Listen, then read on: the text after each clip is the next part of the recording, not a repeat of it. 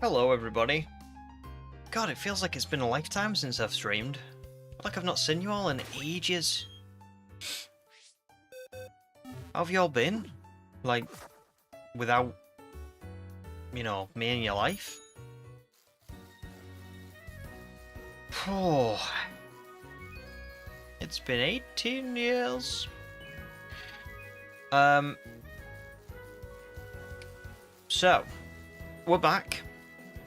We're shiny hunting for a Swinub now. Well, we've done a lot of that, actually, recently, but we're back after the Pokemon Presents.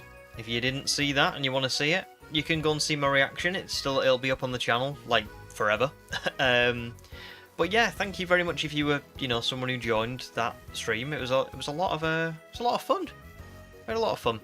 And now we're here, back to it. It will be hilarious if I find this in the first 5 eggs. I am baiting the shiny, but it will be hilarious. But yeah, good to see you all. I can see we've got already Amelia and Levinwood and Gamer Monkey and Bavaria as well. Good to see Bavaria again. Thank you very much for the kind donation on the last stream. You star. I appreciate you. And Human as well. Good to see you too, Human. You missed me. Life without Wayfarer was empty. Do not leave us for that long again. I'll try not to. I'm so sorry. You will see I've put a poll in the chat. And the poll is a very interesting one. I was having a bit of a think the other day, and I thought, you know what? I put unknown in the randomizer, and I put, things like Arbok in the randomizer, and I put, a couple of others that were just like Pokemon that you, if they came up, you'd be like, oh, I didn't really want that one. But I also put some like really overpowered Pokemon in the randomizer. I also put like the likes of Dragonite and Salamence and stuff like that in. So I kind of thought for the last 2 shiny hunts, bear in mind, excuse me. Oh, and also welcome Calamari. Good to see ya. Good to see ya. The legendary 2-in-1 day Wayfarer stream. It's here. You've been waiting for this for a long time. You came up with this concept. Excuse me. But yeah, I was just having a little bit of a think, and I kind of thought, oh, Wookie as well, welcome in. Good to see you. Good to see you. 2 streams in one day. Oh, Bavaria. Very nice. Thank you very much again for another donation. Oh my, how nice is that? Bavaria's been very kind with donations recently. Very kind. Bavaria says, my guess for the rogue Pokemon are that they like the wild that they are like the wild terrestrial Pokemon from Pokemon Scarlet and Violet. They spawn not only once. Just wanted to say this. Do you know what? I did sort of half wonder that myself. I wondered whether they would be these like wandering kind of terrestrial-like Pokemon. The only thing that turned me off from that idea was the fact that it had that. Do you remember it had that big circle around the Pokemon? It was like an area that you couldn't leave. So once you were in this raid battle, you were like in it. And I just kind of wondered whether it was more akin to the balm throwing in Legends Arceus, or whether it was akin to the the raid dens, in Dynamax or in Scarlet and Violet with the terrestrial Pokemon. But you are spot on. It could also just be like a wild mechanic that you just bump into, and like it's a one-off encounter. I wondered whether alphas were going to be more like that. So the alphas are coming back. Will the alphas take the place of those wild terrestrial Pokemon, and then these mega evolved ones be a bit more of a tougher boss fight that you actually have to like raid on? I don't know. It could be either. So very good prediction. Very good prediction. Thanks, Calamari. Yeah, if everyone can drop a like, that would be awesome. For the 1 in a million, 3 in one day way for a stream. Oh my goodness, can you imagine? Maybe we will get that if OBS decides that it hates me again. For like the 5th time in 2 weeks. I'll go back to what I was saying about the poll in a minute. Let's just see if we crack this shiny. That would have been great timing, wouldn't it? Great timing. But alas, it is not.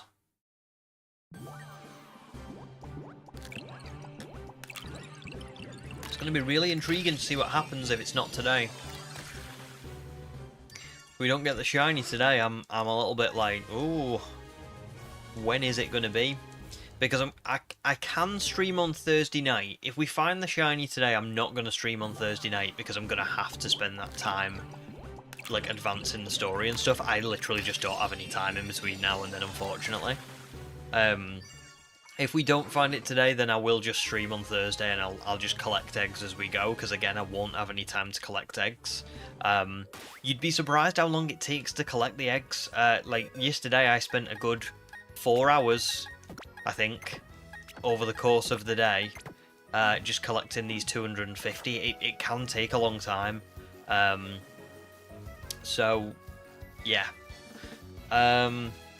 Sometimes I'm just not gonna have time to do 2 or 3 streams in a week. Most of the time I do stick to like streaming as much as possible, and I hope you all know that, but oh, what? I must have run around with some of these eggs by accident. Oh well, an immediate 691. Let's see if we get anything. No! I wonder if there's going to be another one. Is there? Not yet. Okay. I must have run around a little bit with these eggs then. The next one will probably hatch very quickly after this. Oh, thanks, Bavaria. I agree. Let's enjoy the stream together and not forget. And it will be today, trust me. And Human too, thank you. No worries, we know. I appreciate it. Level Ups as well, welcome back in. Good to see you. Good to see you. Thanks for joining the presents. Oh, everyone really who's here. I know a lot of you joined. So yeah, going back to the poll. Obviously, I've put a lot of Pokemon in this challenge that were not the best, and we have gone for Unknown and we've gone for Ekans, and I just kind of what I thought what would be good to do would be we're going to do Swinub at Masuda, and then the 6th hunt is going to be another completely random one. I'm going to randomise it between the 26 Pokemon we've got left, and whatever we get, we shiny hunt for, and we'll do it at Masuda again. But by that point, we'll have done 3 Masuda method hunts, and the likelihood is we're probably not going to draw another fossil Pokemon on the next randomizer. So I kind of thought it would be a shame to not get another fossil in. So it would be nice to do that as the 7th hunt for 2 reasons. One, to break up the monotony of like Masuda, and also to just give us something like nice to go for. I think we've got Cradily, Rampados, Amaldo, Bastiodon, and Omastar left, so there's some really good ones there still. And then for the final hunt, the 8th one, I just kind of thought it would be really nice to go for my favourites on the list that I never got to go for. So we're going to do it as a randomizer again. But the randomizer will only be between my favourites, so I think I'll get the list up and I'll like tell you what it is in a second. Let's just make sure this isn't shiny first. It's not. Is there going to be another one? No. Wow. I really did mess up on these.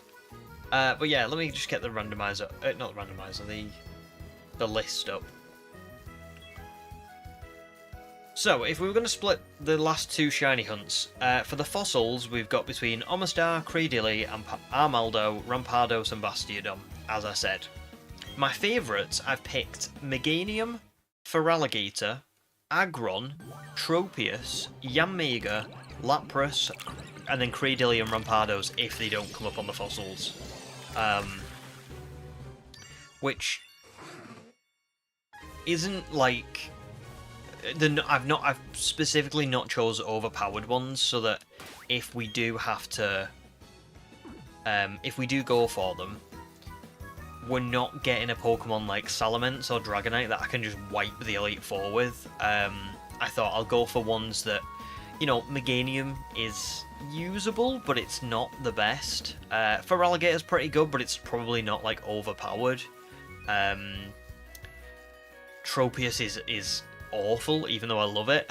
Yanmega's probably just okay. Things like that, do you know what I mean? I've kind of gone for a bit more of a my favourites without going for Pokemon that would just wipe the Elite Four. And I feel like that's a fair trade-off for our last shiny hunt. So yeah, it does at the minute seem like most people would like me to do that.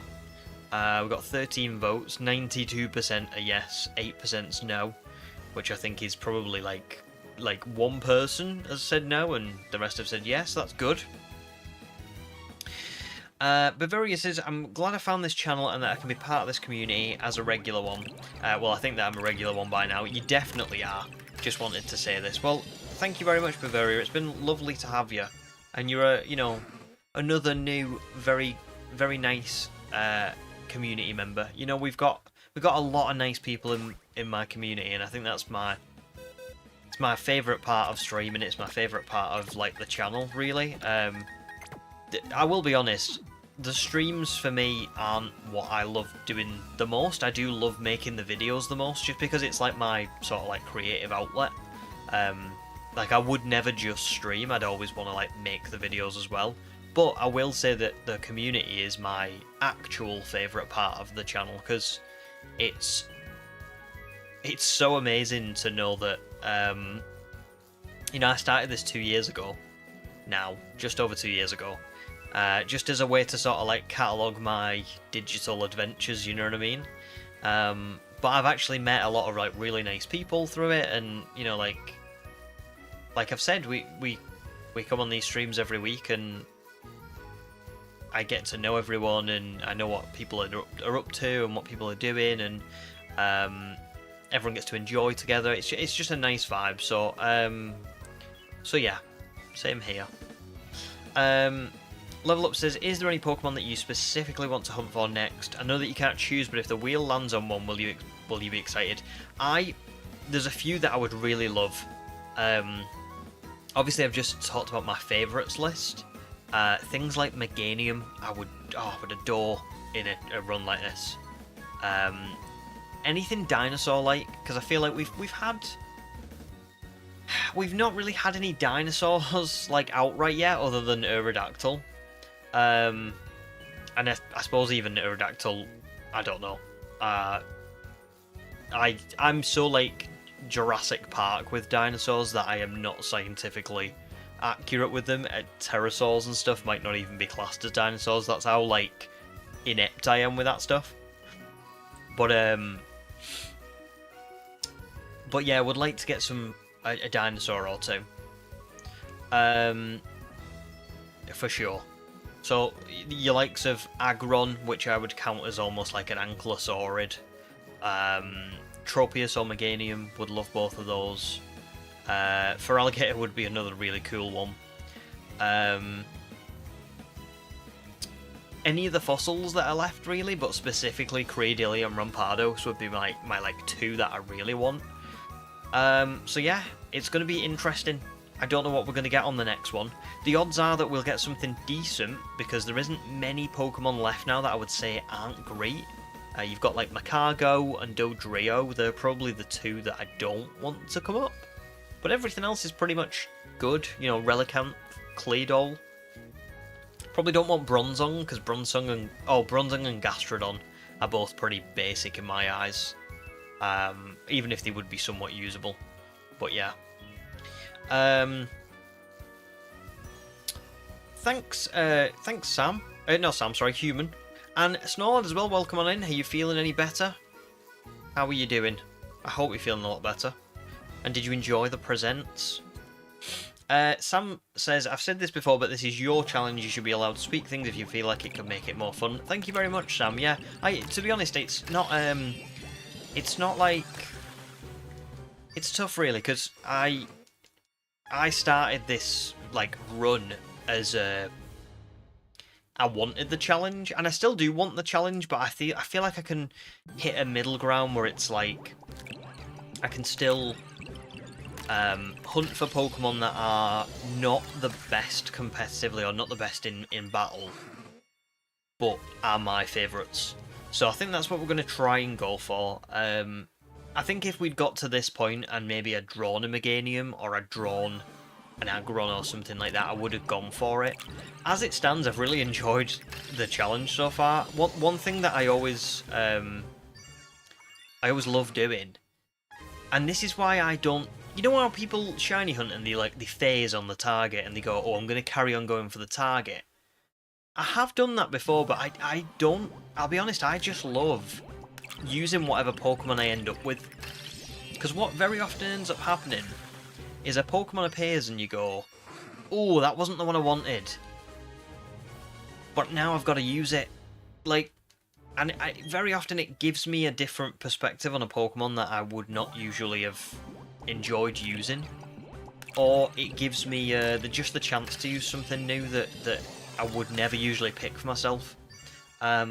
But I do agree, can I just say, and I really am appreciative that you guys are like, not like, oh, you've got to stick to the rules, because that's not what it's about, is it? I did write in my video script, because I've been doing it a little bit while we've been shiny hunting.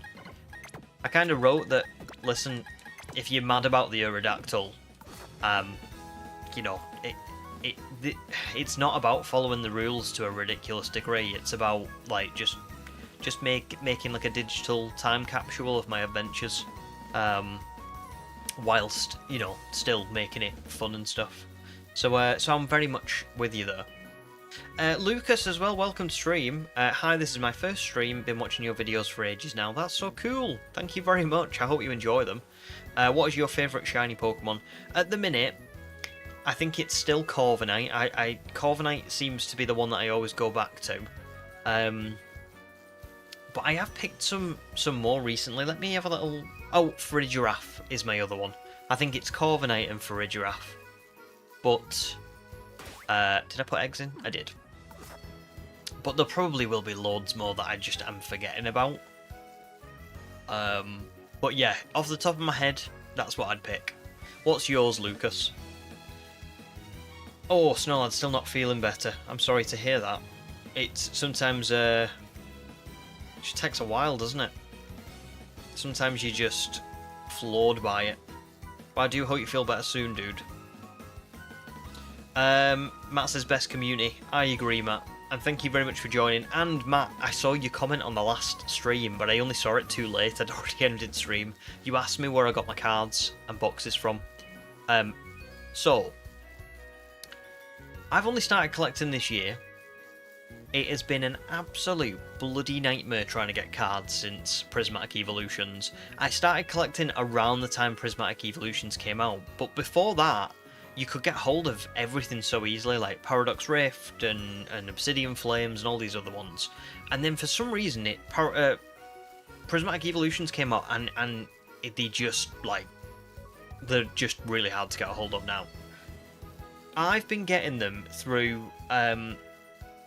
because I keep trying to... I look on Smiths, I look on Argos, I look on Amazon, and it's all like out of stock, or email me when they're back in stock, request a pre-order or whatever. But you can't even request a pre-order most of the time. It's like you have to go to the Smith store on the day, or like on the pre-order day, the designated day, and the queue is out the door, and you've got to like pre-order it then, and it's still you only get one, so it's very, very difficult to get them.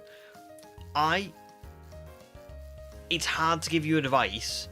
What I would say is what I've been trying to do and how I got the white fleur binder, I requested invitations on Amazon for everything. Both the Elite Trainer boxes, both of the binders, and I only got access to one binder. They emailed me and said, like, listen, you can have this one. But it was just pure luck. I am going to start doing this. I can't give you this advice, okay? So what I'm about to say is what I'm going to do, but it can't be... I can't say, like, listen, you should do this. Do you know what I mean? I'm going to go on eBay, and I'm going to find people that are selling them. They are at an inflated price, but I'm going to do it. That's what I think I'm going to do, because I've looked at the pictures. They're sealed. So, as an example, just before we hatch this egg, you can get the black Bolt and white Fleur Elite Trainer boxes, which basically give you, like, I think they give you, like, a promo card or two. And they give you 9 booster packs, and they give you some, like, dice and other, like, little bits and pieces. They're usually £45 each in a shop, so £90 for 2. They're selling on eBay for about £125, so it's £35 more. It is basically the price of another box, again, when you include delivery. But I really want one, you know, so that's what I'm going to do. I think when Mega Evolution comes out, I'm going to do the same thing, if I can, if there's some going. And then after that, I'm just going to pick and choose which sets I want, but it is really frustrating because I would probably go and buy something from every set that came out if the supply was there, but it just doesn't seem to be there. It's really frustrating. So there you go. And I also think, can I just say, it's not even a problem anymore with, in my opinion, obviously scalpers are to blame, but I think there's a supply problem because everywhere I've looked, it only lets you order a quantity of 1 anyway. And if people are queuing up out the door on pre-order days, clearly there's just not enough to go around. Like, I don't know, I just feel like there's more to it than just scalping. I feel like there's a supply problem. I feel like they are, I'm not going to say that they're purposely withholding them, but I do get an impression that there's just not enough around for people to, like, realistically get their hands on.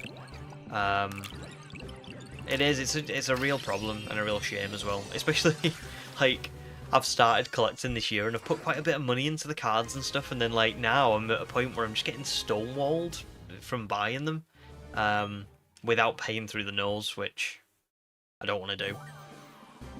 Snowlord says, as for the presents, you were hoping for a bit more, but you're still excited for ZA. Fair enough, fair enough. I've got to be honest, I was blown away. I'm so excited for it. I think it looks so great. The only thing I was a bit, like, 50-50 on was Dragonite's Mega Evolution. But other than that, good stuff for me. Good stuff. Ham, welcome back. It's all going well so far, thank you. How are you doing? Thank you very much for joining the stream as well. Gonna start up the Grookey hunt again. Oh, good luck, good luck. I'm gonna give you a little salute. Roblox Guy, welcome to stream.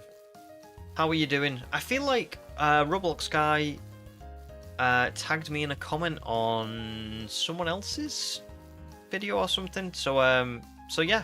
Good to see you on here as well. Thank you for joining. Corviknight when I remember it. Yes. I do forget. I am a person who loves Pokemon, but I have the worst memory, so I just kind of... When someone goes like, oh, what's your favourite? I'm like, I don't know. It's out there somewhere. There'll be something. Amelia, that's great news. You're out. You know, you're out of the. You're out of school. You've got 6 weeks off, presumably. So hopefully. So yeah, that's good. I would think. What's my favourite shiny that I've got from Roblox Guy? I would say, genuinely, probably my. At least at the minute, probably my SHINY Suicune from Dynamax Adventures. Purely just because of the story of it and stuff, and maybe because it's the more recent one. I I also love my Mega Lucario from Sword and Shield. I'm a Mega Tyrantrum from Sword and Shield as well. So probably like one of those three. You haven't opened eggs in BDSP. You thought I got it from the shine. No, yeah, it's really obvious when it's a shiny. You almost don't have to look. You kind of like hear it, and sort of you see it before you even see the color of the Pokemon. Like the stars start to like sparkle. So yeah, you'll see it if we get it. Amelia says, I thought I just heard Bucky for a second. I think you did. He was barking a minute ago because someone knocked at the door. So you probably did hear him. But my wife's downstairs with him, so he's... that's why I don't need to get up and go and check on him. I know he's okay. Matt says, thanks. I haven't got cards in ages, so I was just wondering. Yeah, it's... if you want to get into it, you know, you definitely can get into it. I think it's just that you've got to be... At the minute, you've kind of got to be willing to either get the bare minimum.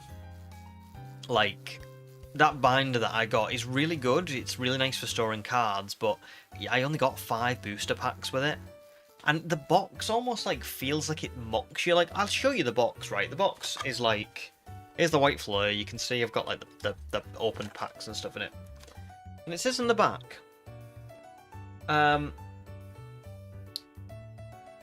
What does it say?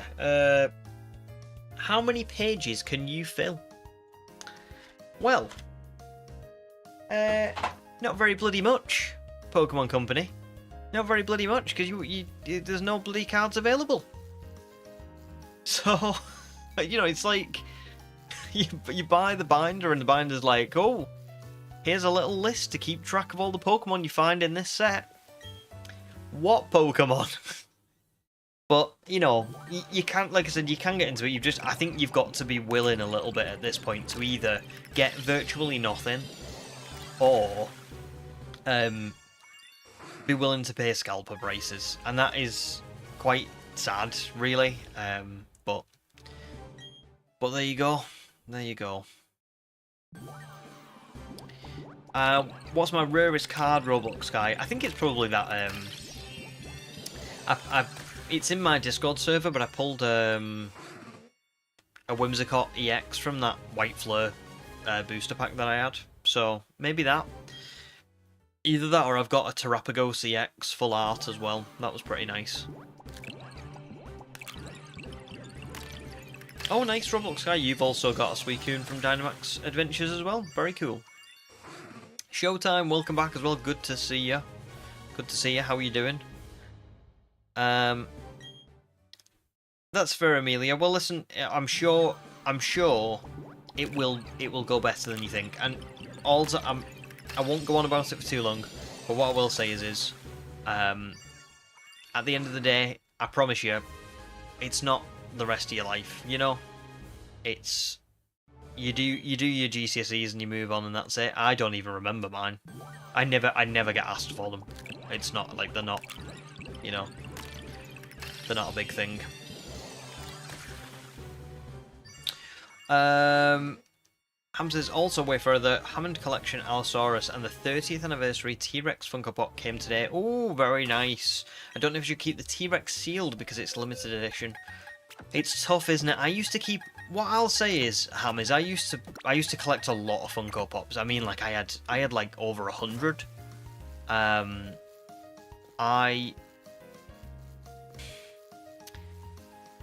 I kept a lot of mine sealed for a lot of years, and the reality of the situation is, I don't think Funko...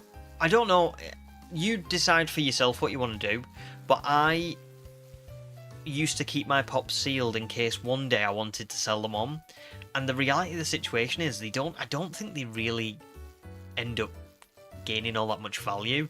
You know, there's so many Funko Pops coming and going all the time, and I don't think people place a massive importance on them. I could be wrong, so you do what you want to do. Obviously, it's not up to me whether you open that box or not. It's up to you. What I will say is when I did open mine, I kind of enjoyed them more.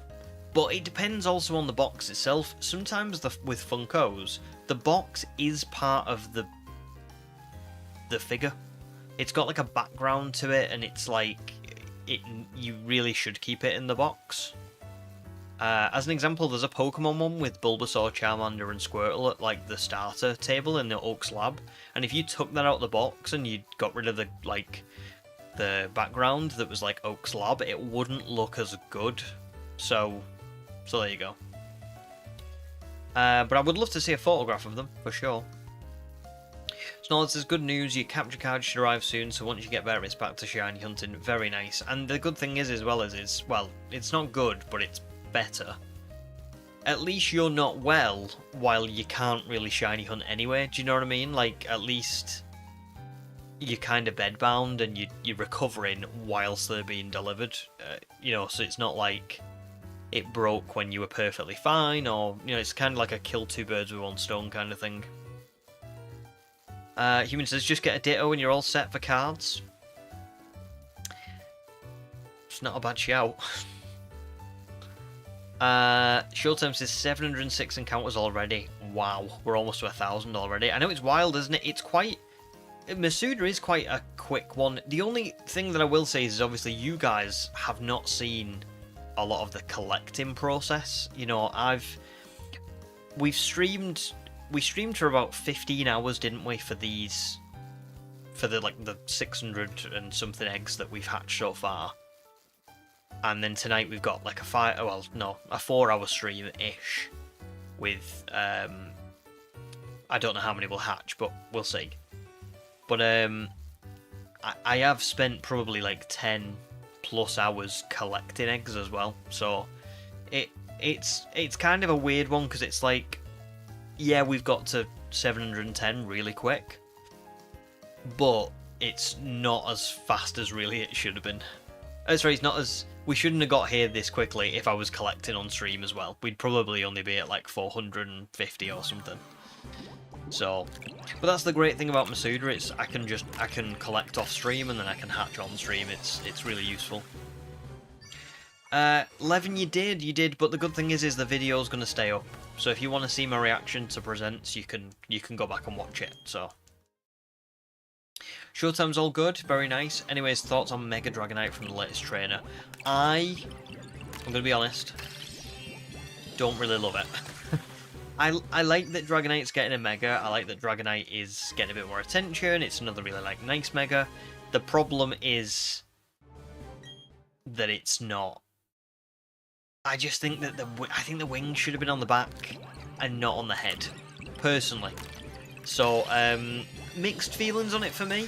I still think it's like a cool Pokemon. I'm not gonna deny that I love that it's got Dragonair features. The pearl on the tail is great, and the fact that it's got a much longer tail, love it, love it. I just wish the wings were slightly different, but that's just the way it goes, and you don't always love every design.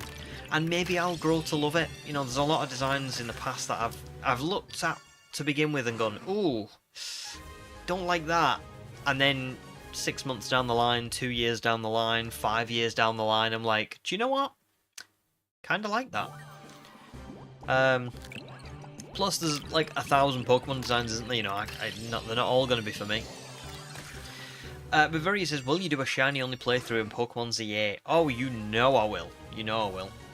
I'm going to be doing... we're going to be finishing this challenge first. If I have time to play the Indigo Disc, I will, but I don't think I will... Even if I get time to play the Indigo Disc, I definitely won't get time to make a video on it before ZA comes out. So we'll see. Then I'm going to live stream my first playthrough of ZA. Which should be really fun, but that won't be a shiny only run. That'll just be me just playing the game on launch week for like a week straight. Like, I'll be streaming every day, so that'll be nice if people want to see that. And then I'll be doing a shiny only run immediately after that, so you guys will get to see me play ZA, and then you'll get to see me do the shiny hunts on stream, kind of like what we do here, and then I'll record like the story footage offline, and then on the next stream we'll carry on shiny hunting, and then that video will come out. After I do the ZA shiny only run, I must admit, originally I wanted to do a full-on shiny run of Violet. I'm debating pushing that back and doing a Dream Team quest of Legends Arceus. I feel like Legends Arceus is my favourite Pokemon game, and you guys, barring the Halloween stream, haven't really seen me play it, and we've not really enjoyed it together. So I'm kind of veering towards doing that after ZA. And also it would be good timing, because people will still be quite into Legends. And then we can just do the Violet Full Odds run afterwards. I mean, Scarlet and Violet have only just got the free update on the Switch too, so I feel like we could easily do that in future. So yeah, let me know what you think. Awesome Ham, I will definitely take a look at the picture. Let's have a little... Let's see if it's here. Oh, that is gorgeous. Okay. I'm going to be honest. If that was me, I probably wouldn't unbox that one. There are some ones that I would. That one maybe not. Oh, it's really good though. Really good. Good pick. Oops, I didn't mean that. What's my favourite shiny that I don't have? Oh, I don't know actually. Probably one that I've like not reclaimed since I gave them away. I've given a lot of shinies away on the channel. Oof. Oh, no, actually, do you know what I will say? Probably Zygarde. I don't have Zygarde. I never did it in Dynamax Adventures. Pretty cool. Jake Oro says, so Funko's statement about boxes is that it's not part of the collectible, even though collectors want the box mint condition. That's how they get around the returns for shipping damage. Ah, interesting. That's a bit shady, isn't it? A little bit shady. But yeah, I agree. That's there you go. But that's it. If you're a collector and you want the box in mint condition, then obviously you're not going to be able to sell it on at the price that you would. But I don't know me. Even pops that are like really old now, I don't think go for ridiculous amounts. I could be wrong, but I think, yeah, I don't know. For me, I'm always going to open them from now on. I mean, I'm not going to get a lot of pop figures anymore. Like I said, I had 100 at one point, and I just got to a point where it was like, God, there's no end to pops. Like, that's a part of why, for me, they're not as rare as well, because it's just constant. I saw a pop the other week that was for the Shawshank Redemption, and I was like, the Shawshank Redemption? It's crazy. Cool, but crazy. Showtime says, I find the Mega is goofy for Dragonite, though you kind of wish they changed its colour, maybe completely white with extra wings and small feathers around, making it more angelic. Yeah, I would be on board for that. I'd be on board for that. I think that's the other thing. Maybe if it had a colour change, you know, the wings on the head might look a little bit better. But to me, it just looks like Dragonite with wings on its head, and I don't know if that's enough to, you know, sway me. I think it would have been much better if it replaced its back. Kind of like, you know, in Greninja. Actually, Greninja used to get that water shuriken on its back. That's the kind of vibe that it would have been like, but anyway, it is what it is. I'll see if it grows on me. Roblox says, what's your feeling about the ZA starters? What one am I choosing, and what do you think should have been starters? So you would have gone for Poplio, Trico, Fennekin, or Cyndaquil. I really like them. It's going to be interesting to see if there is any reason why we've got two Generation 2 Pokemon. But I do really like them. I'm going to be picking Chikorita. because I love Meganium, and it just never gets any attention. But yeah, I would have liked to have seen, I think Chikorita is perfect. I probably wouldn't have picked Totodile, I would have picked Sobble. And for the fire type, I think Tepig was a good pick, actually. I think Tepig was a good pick. I think I would have just swapped. And that pains me a little bit because I love Totodile. But I just think that I would have maybe swapped, personally. I like the idea of it being different generations instead of 2 in 1 and then another. But anyway. Thanks, Human. Yeah, 100%. If you guys are enjoying it, please do leave a like because it does help. It does help a lot. Levin says, currently working at the moment and you fell asleep. Oh, I know that one. I know that one when you just can't keep your eyes open. J. Coro says, super shady. Yeah, it is. That is really shady. I don't like that. Not as. Here's the other thing as well with that is, if that was something else, like I don't know. Let's think of something that you would collect, but you wouldn't care about the packaging, because that does happen. There must be things that people collect, but the packaging doesn't really matter. Like if you look at like the Jurassic World kind of like battle figure toys, where it's the packaging isn't covered, it's not sealed. The dinosaur is kind of like you can touch the plastic on it because it's open. That would, if it was like that, that would be fine because clearly the packaging wouldn't matter because they would be expecting it to be like that. But because it is a collectible where people, you've got things on the boxes like stickers saying limited edition, and you've got, you know, the various aspects to the box, like the background and stuff like that. I just think that that's not fair. You have got to accept responsibility for the box as well. Sam says Headless Ned Stark is one of the few that retain mega money. I can see why, to be fair. That must be a real gem. What a TV moment as well. We can't really talk too much about Game of Thrones on this stream, but Jesus. Up until those last couple of seasons, it was crazy. Roblox hasn't seen too much about ZA, so you're excited? You and me both. You and me both. I mean, I've seen quite a bit about it now, but I just can't wait. Really can't wait.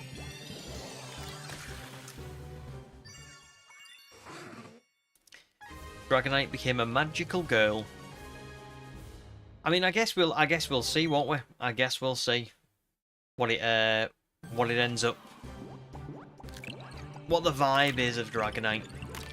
I feel like I may grow to like it, but right now I just don't. It's tough. Ronin, welcome in. Good to see you. How are you doing? Roblox Guy says, what was the first Pokemon game I ever played? Mine was Silver. I'm surprised you've not seen that, to be fair, because I feel like I say that all the time. But yeah, first Pokemon game was Silver when I was 6.5 years old. 6.5 years old, and I'm now 30.5 years old. So it has been 24 years, pretty much, since I started playing Pokemon, which is cool. Next year will be my 25th anniversary of Pokemon. As Pokemon is celebrating its 30th, is it its 30th anniversary next year?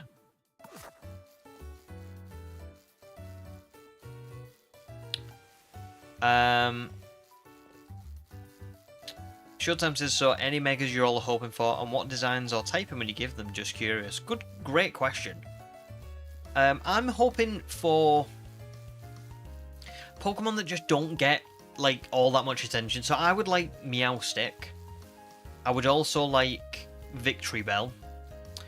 Holucha, I feel like would be another good one. Basically any Pokemon that has a first stage that they're not really bothered about, like, giving an evolution to, or just doesn't get a lot of attention, you know. Mawile is a great example. Mawile doesn't get much attention, it's got poor stats, and it got a Mega. I feel like it would be good to get more Pokemon like that. Carnivine, I always say this, but Ham's so spot on with Carnivine. It's literally the perfect example of something that should be a Mega. Or should get a second Evo. What about you, Showtime? Roblox, yours your first game was silver, very cool. It was gold, but not silver, but same thing. Yeah, pretty much. Snorlax says Mega Snorlax could have been a great one, make him look like Giga Chad. Mega Snorlax, I just can't picture what it would look like. That's my only problem. Like with Victory Bell and Carnivine, I can think of all these, like, you know, like expanding on the plants, maybe making them like rooted into the ground and things like that. Or I don't know about Meowstic. I feel like Meowstic could get like an almost a Alolan Raichu kind of vibe. Like it could be could have like something that it could like surf around on, or maybe it could like get some sort of fancy fashion kind of accessories to it to, like, I don't know, do you know what I mean, like things like that. But Snorlax, I'm always like, what would they do? Because it's such a good design. How would you improve on it? It's tough, but I still would like it.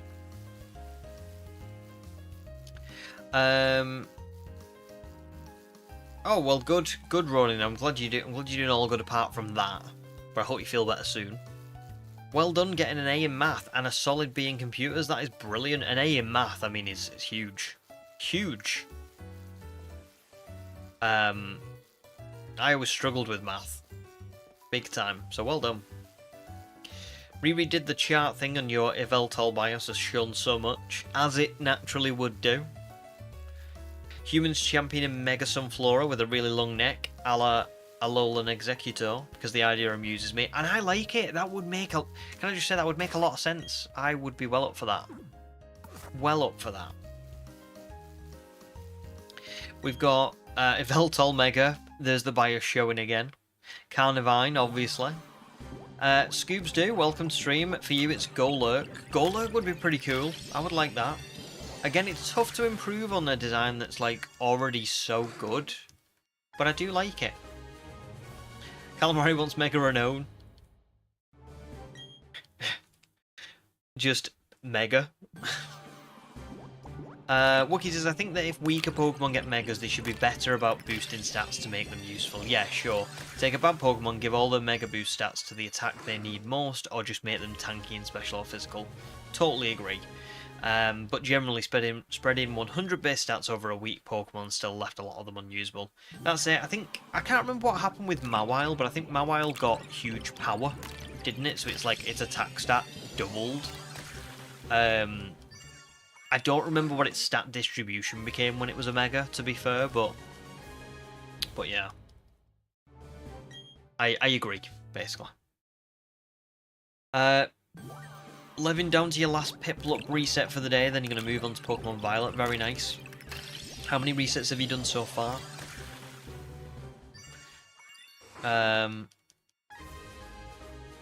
Oh, very nice. Math was hard. Riri loves it. But that's good, isn't it, Ronan, that you can better cope with that, so you can actually focus and do the math. That's brilliant. You've done so well, haven't you? So really well done. I mean, an A is crazy good, so you should be very proud of yourself. Have a good old celebrate if you can. Really well done.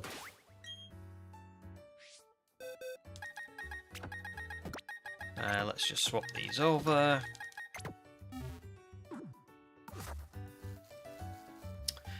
Wiki says, put all of Carnivine's Mega Stats as an example into attack and give it an ability that lets it use the fact that it's slow. There you go. Yeah, I would agree with that. I like maybe you know like how Slowbro had quick draw, where it would like sometimes like basically it would have its own quick claw that, but I think like at a boosted chance, something like that. Or chlorophyll. But Very says Mega Milotic would be cool if it does not exist yet. Milotic is your favourite Pokemon, so a Mega would be cool. Milotic's another really good one that would be awesome. But again, it's such a great design. But you could say the same about Dragonite, I suppose. They've given Dragonite a Mega, and it already looked really good. They gave Charizard a Mega, and it already looked really good. They gave it 2 Megas. Mewtwo, I suppose you can still improve on designs, can't you? Even if they already look awesome. So yeah, Milotic would be pretty cool. Kind of surprised it wasn't introduced in Oras, to be honest, but Wookie says Mawile got plus 40 special attack and special defense, plus 20 attack and huge power. Now that's a boost. Yeah, so I think Mawile's attack originally was like what? Was it 50 or something? So it would go to 70 and then it would go to 140. That's pretty good.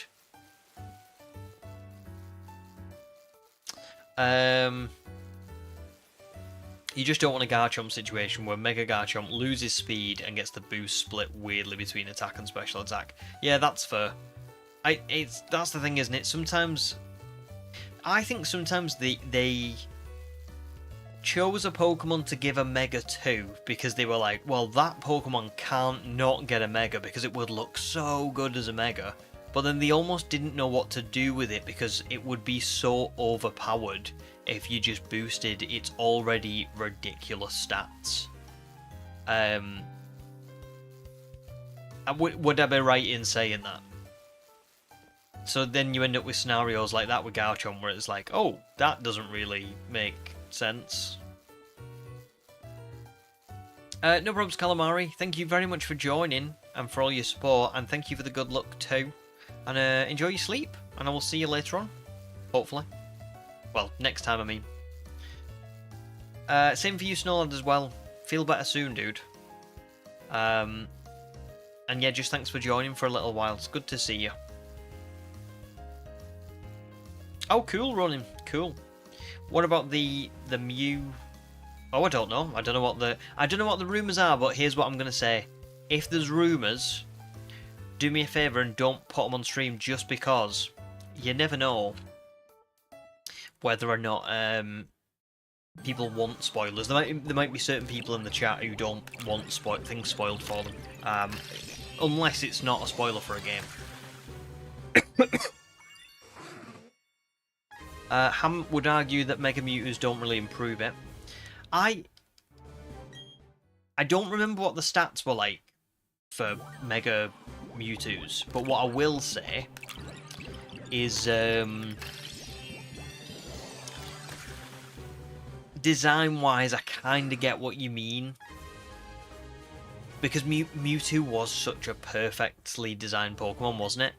So then the Megas didn't really like look better. I guess when I say you can always improve on an already good design, what I'm trying to say is not necessarily for the better, but you can still they've proven that they can take a design that we all think is full, finished, really good, like really impressive, and change it. I improve was the wrong word. That's my fault. More just that they can change it, because I'm looking at Snorlax and I'm looking at Milotic and I'm going, they're like such great designs. They're so realised. They're so perfect that I can't picture them trying to improve on it. But clearly they have tried to improve on other things, and they have done. Do you know what I mean? They've not improved, but they've changed them. They have found a way to make that design different to what I'm looking at and going, oh, this couldn't possibly change, or, you know. Does that make sense?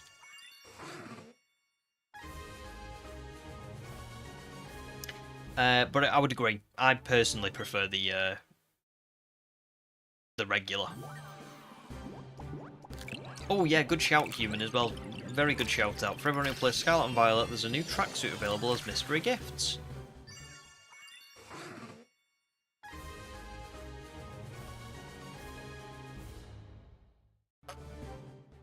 Ronan as well. You're all good on the spoilers. I don't know what it is. That you were referring to. So I'm more just giving you like a heads up because I know sometimes if something's been in the Pokemon Presents today, I feel like we're all safe to talk about it because people will have watched it. If you're watching this stream, I'm sure you'll have watched the Pokemon Presents. But I feel like anything that wasn't in the Presents or hasn't been confirmed, maybe we just don't like mega leaks and stuff because people. I mean, I personally don't really care. I think if Mega Dragonite had leaked and it wasn't in the trailer, I still wouldn't really care having seen it because I'd just be like, oh, I'm just really looking forward to playing the game. But I do know that there are some people that prefer to keep that, you know, hidden, ready for the game releasing. Wookie says Mega Mewtwo X got 80 attack. Wow. 10 to each defense, and Y got 40 to each attack, 30 to special defense, and lost 10 normal defense. I can't even remember Mewtwo's regular stats, but I've got to imagine Mewtwo's just high special attack, pretty much. So Y seems better, but I don't know. Oh, Ham's been cycling around not knowing that you didn't have eggs in your team. I did that for the first time last stream, and it is annoying. It's like about 5 minutes before you go, wait a minute, it's been far too long since we hatched any eggs. What's, like, did I put anything in here? And then you're like, oh, no I didn't. Ronan says, Dragonite Shiny is still the biggest disappointment. Do you know what? It's grown on me ever so slightly, but I agree. Overall, I agree. I would love... It's so funny that we're talking about this. Human, do you remember us talking about this, like, on virtually the first stream ever? September last year I started streaming, and one of the first things me and Human talked about, because Human's been here since the start, was Dragonite Shiny, and it not having Dragonair incorporated into the design. Because I was saying, I don't think I've got the clip anymore, but I say on one of my first streams, something like, you know, I really wish Dragonite had like the Dragonair like balls on it. And I was referring to the pearls, but it became a sort of a little thing. Dragonair balls. There you go. And here we are, like virtually a year later, and Dragonite has got Dragonair balls on it.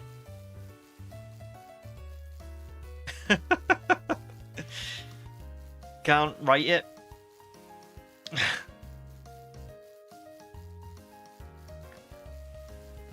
Levin says, here's hoping 750 is the magic number for Piplup. Very nice. Let's hope so. Let's hope so. But yeah, for Dragonite, I would have liked Dragonite's design, Shiny to have been like kind of like a white dragon to replace the yellow with white. That's what I think would have looked really cool and made it almost look like a mythical dragon. I just think I know why they gave it the colour scheme that they gave it, but I don't think that it's all that great. So there you go. Oh, Wookie says for Mewtwo, it ended up with 190/154 or 150/194 attack and special attack. So it was good at whatever you wanted. Oh, cool. Fair enough. So it was like a really good mixed special attacker. An attacker, sorry. Good mixed attacker. That's what I meant.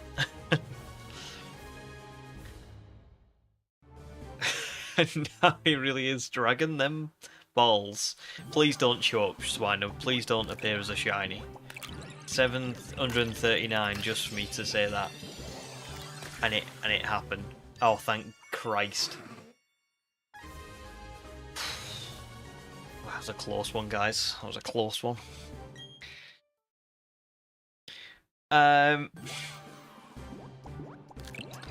It was great.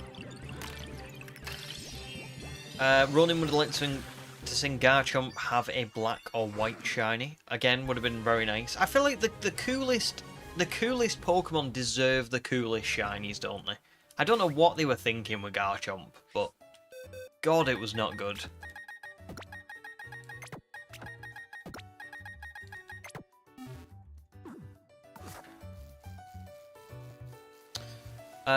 Oh, a Flame Body Pokemon in Sword. Human uses Slugma. Yeah, there's quite a few to be fair. I feel like Talonflame's in there, but Talonflame's a DLC. I've got Magmortar, or Magmar. Both of those are in. So there you go. But Slugma's a good shout. Wait, is Slugma in Sword and Shield?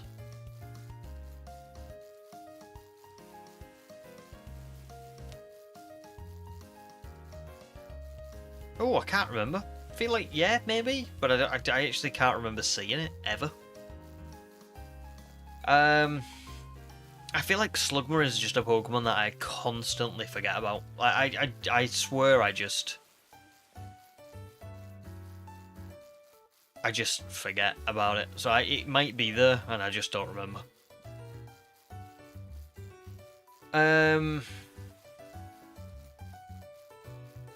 Garchomp's Mega is awesome. It's brilliant. It is really good, and it just carries on that like hammerhead design so well, doesn't it? Ronin's favourite Dragon Shiny has to be Haxorus. They did it perfectly. Yeah, they did. Yeah, they did. Very nice. Oh, Scoobs do. Another great shout. Carcole. Yeah, Carcole's a good one. Yeah, Carcole and Colossal probably both have it. But yeah, if you go and get Magmortar, I mean that's literally what I'm using here. You can see. Lame Buddy. So so there you go.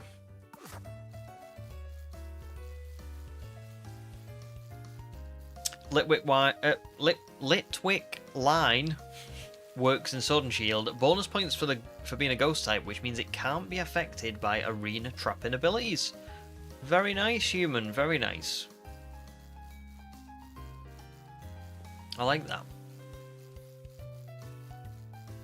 So let's have a little review. It's 7:30, so we've got about 2 hours and 45 minutes of stream left. Maybe 3 hours at a push. Maybe we'll see how we go. And we've hatched 45 eggs in an hour and 7 minutes. I think that might speed up a little bit, so maybe we'll get to 50 eggs in like an hour or so. Because I have talked a little bit here or there. So how many is that? Like 3 hours, so 150 eggs. So we can maybe get to about 900, maybe.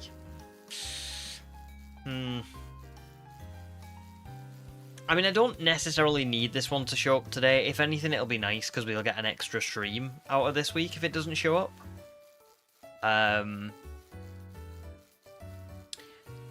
But at the same time,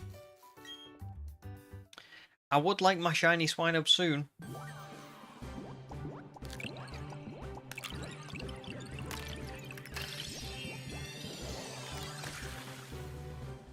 I mean, sometimes I genuinely just want to find the shiny, because I really want to see what comes up next on the randomizer. Do you know what I mean? Sometimes it's not even about, like, getting the shiny, it's like, oh, what's going to be next? which is wild, because obviously I'm really looking forward to getting the shiny, but yeah. Just excited. You have redeemed yourself. There was nothing to redeem. You've been you're very, very knowledgeable with Pokemon.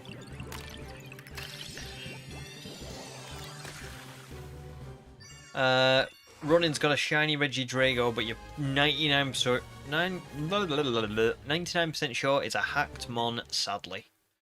Common red flags, human says, are 6 IVs, website names, and website trainer names. Yeah, 100%. Yeah. I think sometimes as well when it's like,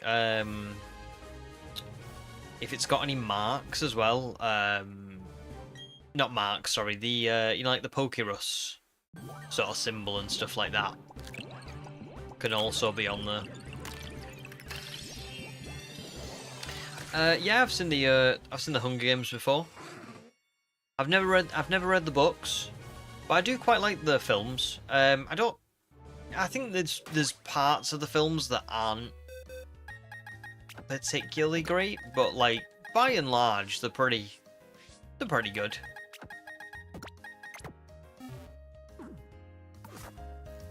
Am I going mad? We've hatched 60 today. I thought we'd only hatched 50. So that means we started at 685. Sorry, so we are on track. We're doing all right.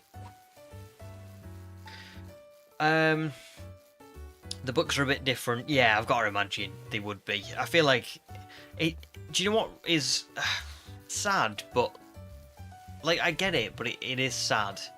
How many things just don't be completely 100% faithful to the books, because some of them, it's true, every once in a while you get a Jurassic Park that is not faithful to the books entirely, but it's just so damn good because of that. But I feel like that's a once in 1,000 kind of film. Most of the time you get a film that is inferior to what it was based on, because whoever made the film was like, oh, yeah, you know, the story for this, I don't like it. I want to change it. I want to put my own stamp on it.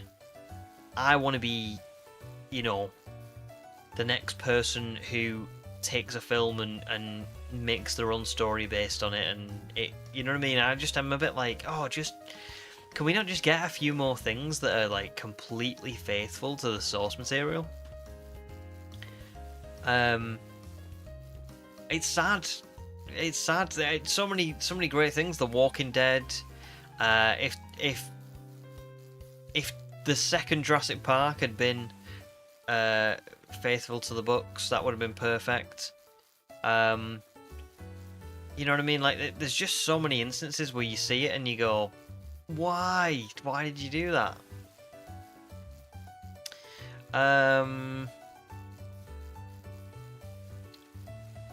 Oh, you watched the first one in English class? That's pretty cool.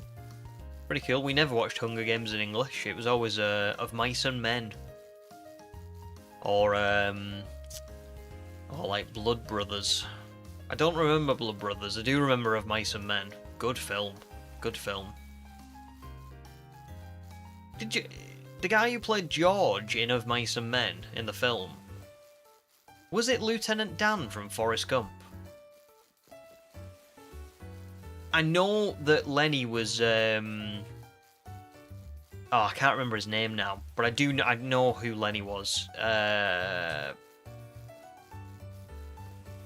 Oh, it's annoying me because he's got such a like distinct name as well. I can't remember. I'm sure someone will give me the heads up in the comments. But if we're going back to other stuff, Ronin says, I don't know if you've ever heard of Eragon. Eragon or Eragon, whichever it is. But the movie was so bad, but the book was amazing. I do remember reading the book and enjoying it when I was younger. Yeah. Humans liked the books for the Hunger Games, but you thought the second one was a better adaptation than the first. Oh, very nice. Fair enough. Wookie says, even for Lord of the Rings, which is your favourite adaptation of a book ever, Peter Jackson makes 10 out of 10 movies, but they are still not as good as the books are, and you love them so much. There you go. Yeah. Obviously there are examples, like you said, Lord of the Rings, Jurassic Park. There's examples out there of stuff that's just, it's like so good on the big screen because it's different slightly. But there's so many examples of where it's not good because they didn't just trust the source material. Oh, it is the same actor. Nice. Thanks, Wookie. Do you know, I've been thinking of that for years. Like, who is that guy in Of Mice and Men? And I watched Forrest Gump recently, and I've just made the link. I'm so happy that I have. It's been so long that I've been like, who was that guy? But every time I think it, it's never where I'm like, it's never a place where I can just Google the answer. It'll be like, I don't know, in some sort, I'll be like in a work meeting where I'm not even needed, and I'll be sitting there going, who was that guy in Of Mice and Men? I always forget who that was. He looks familiar, but where do I know him from?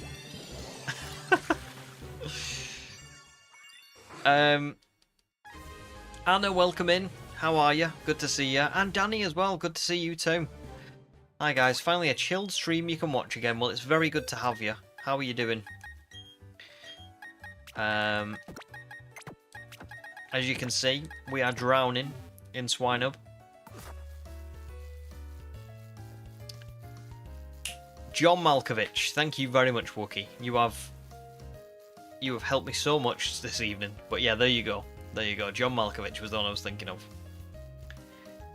Haven't watched the newest Godzilla times, or is it Godzilla times Kong? A couple of days ago, it was so bad. I haven't seen. I don't really. I'll be honest. I don't really watch the Godzilla and Kong movies. King Kong, the Peter Jackson one was, oh my days, such a good movie. I love King Kong, but not the new stuff for me personally. No way, Wookie Malkovich was also in Iragan's terrible movie adaptation. Oh, no way. Very cool. Ronan says, I think Harry Potter is one of the more accurate book to movie adaptations. Yeah, definitely one of the better ones, but even that's got stuff in it where you're like, why did they make that change? And can I just say, what I'm saying is, because I can see humans' point of, I mean, I kind of get it, because the pacing is bound to be different between books and movies unless you do a multi-parter. Books can be a lot more meandering while movies are more snappy and contained. I agree with that 100%, because I know there are parts of movies that can't be the same as books, but here's more what I mean. I watched an interview with, I think it was the Goblet of Fire director for Harry Potter. Now, bearing in mind, Prisoner of Azkaban is virtually everyone's favourite, isn't it? It's such a good adaptation. Goblet of Fire, the guy who directed it I don't think he really read I think his name was Mike Newell, and he didn't really read the books, and he wasn't really that, into Harry Potter, and then he said that he wanted to one-up the person who came before him, and I think he said he wanted to, make, he wanted to put, more, comedic moments in or something, and it's like, this is not about you. You've been hired to convert a story from the books to film. Stop changing it to make you this star who was Goblet of Fire topped Prisoner of Azkaban, and I thought Prisoner of Azkaban was my favourite. No, just do the film that you were hired to do. That's more what I mean. I totally agree with you on the whole the pacing and having to change things, because that is true. Not everything can make it in and things like that, but I mean, mine's more directors and people who work on films who want to make a name for themselves, and they want to leave this legacy behind of being this amazing filmmaker. And it's like, if you want to do that, come up with your own story, go make your own film. Don't take a story that's already there and put your own spin on it. That's not what it's here for. You're here to oversee a story that's already been established and people already like, and make it well. Do you know what I mean? Do you see why it annoys me? Because it's just ego and self-centeredness at its absolute peak, and I it gets me really heated. But yeah, there you go. Danny says, after holidays, you've been crazy busy. Holidays were amazing. Been to, I don't think I can pronounce that, but Derby in Belgium. Smallest town in the world. Oh, that sounds really cute. Really, you should go there with your wife. I would love to go there. That sounds awesome. Thank you very much for the heads up. I'll have to search it. And it's been a bit crazy for you. Work's been crazy. You put all the stuff away, and it's time for tea and a good stream. Oh, that's so awesome! Well, I'm really glad that you enjoy the streams that much. That you know, like you've had a crazy time at work, but you can come and enjoy this. That's really nice. Well, I hope that you do enjoy. Did you get up to anything like in the smallest town? Is there anything? I mean, with it being the smallest town, I imagine there's not too much to do, but I imagine it's just very remote and chill, and do you know what I mean? You'll have to tell us what you got up to. Wookie's seen that interview. He also just cut so many scenes because it was what he thought a good director would do. Just make the damn movie, man. Like, literally, my exact thoughts is just like, why? But there you go. So it's a shame when they do that. Oh, Anna started a normal playthrough on Switch 2 for Violet. Very cool.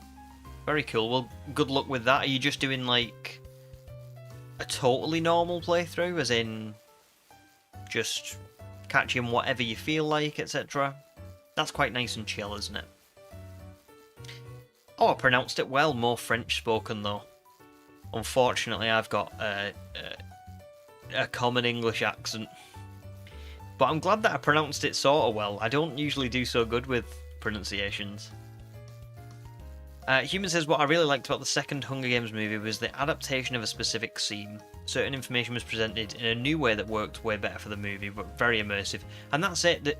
Can I just say I totally agree with stuff like that. There's definitely instances where you go, there should be, like, it's awesome when they do something new and it works out. And I can also appreciate if someone does something new and it doesn't quite work out, but at least they tried.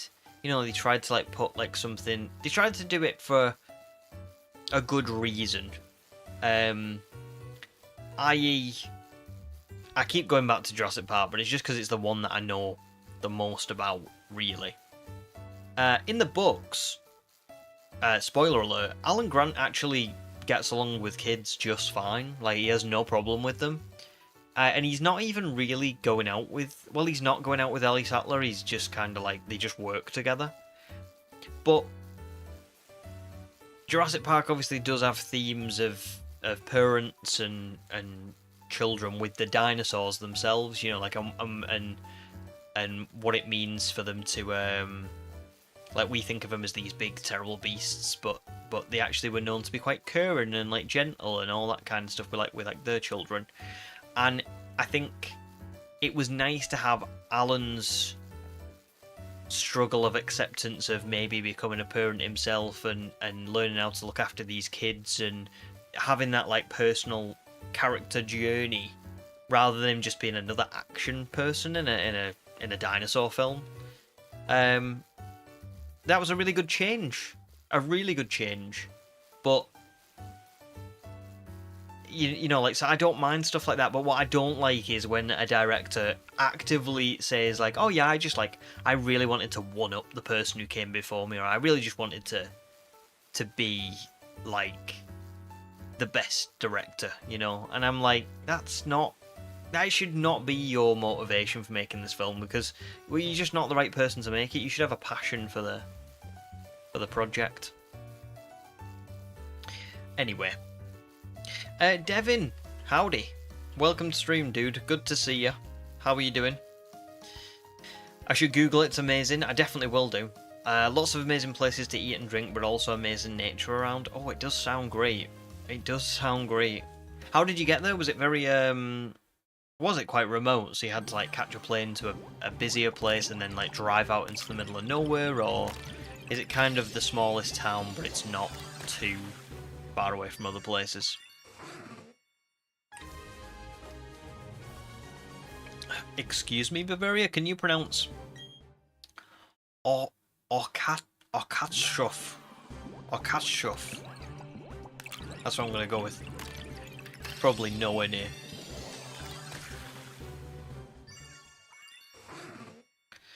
Human says, I'm pretty sure that would summon a demon.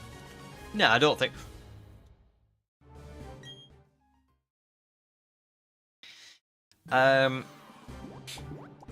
Nice, Devin. Glad you're doing pretty good. The hunt is going... It's going. It's just not going well. Swinub has not appeared just yet. But I'm sure... Listen, I've been very lucky in this challenge, haven't I? Let's be honest. This is my first one to go over odds. And I think even if this goes to, like, in the thousands... it'll even out. You know, I'm sure the Masuda after it will probably not be that bad, or... You know, it does even out. It does. The law of averages prevails most of the time. You know? Oh, it's the Bavarian word for the tail of a squirrel. Interesting. Very interesting. I'm pretty sure I didn't pronounce it right, but very interesting. Oh, it's a 3-hour drive from the Netherlands. It's in the Ardennes. I feel like I've heard of the Ardennes before. It's not like a ghost town or anything. No, it's just the world's smallest town. That's pretty cool though. Very cool. I will definitely have a look. Definitely. I had a look at... People were telling me about that Pepsi jet on the last stream. I went and watched a little bit of a documentary on it. Bloody wild. Very grateful for you telling me about that. And I will have a look at this as well. Levin says, I want to play my Scarlet copy, but due to the situation of Nintendo banning users for playing on used copies of games because they were dumped, now my paranoia won't let me use any used games. I'm going to be honest, I hadn't heard of that. I haven't heard of that. If they've been doing that, that's pretty awful. But what I will say is I've got to imagine it's a very slim chance of that happening to you. I mean, I think the reality of the situation is we all kind of, to some degree, are at risk from things like that. You know, like I've probably had hacked shinies traded to me at one point or another, and they've been in like my home for a little bit, and you know what I mean. You could end up getting banned for that, even though it's not yours. You just kind of like you had it at one point. So I don't know. Obviously, if you don't want to use them, that's up to you, isn't it? But I would imagine it's a very slim chance that something like that would happen to you. But yeah, your choice. It is not good if they're doing that though. I don't like that, because this is just not fair. There's a big difference between that and actual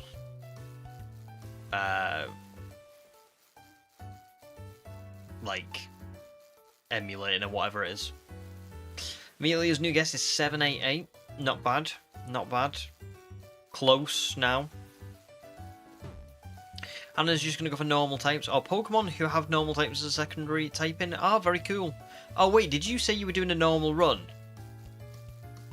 Let me go back up. You started a normal playthrough. Do you know how my brain read that? A normal playthrough. Like, just like a regular playthrough. My brain did not read that as the normal typing. That is hilarious. I didn't. That's really funny. Oh, Amelia, congrats on your shiny Tentacool in Arceus. Very nice. It's good shiny as well. Says, people told me about the Pepsi jet. What a sentence. Yep. Wild. And then I told my wife I told my wife about it, and she couldn't believe it either. We were looking up at all the prizes that you could win. I would have gone... See, I wouldn't occur... I mean, the jet was obviously... I understand why you went for the jet. But my god, I would have gone for a bicycle or a leather jacket. If I still had a Pepsi leather jacket from the 90s, can you imagine? That would be so cool. And I drink enough Pepsi that I would be able to do that. Easy. And there you go, Hammers. Well, yeah, that's it. And sometimes you come across these things and you think, oh god, I hope I don't get like banned for that. But the reality is, it's obviously a slim chance as long as you're not doing anything actually wrong. And I'm sure, I don't know. I'm sure if you actually didn't do anything wrong, they would unban you. But I don't know. It can only be your own choice at the end of the day. Wookie says normal as a type and not normal as in regular. Your brain made the same mistake. Yeah, I don't know. It's so funny because I would have thought after all these years of Pokemoning, I would read normal and assume Pokemon. And I didn't. Oh, we're coming up on 100 eggs past. Swinub. Not Swinub, Ekans. Jeez. We are getting there.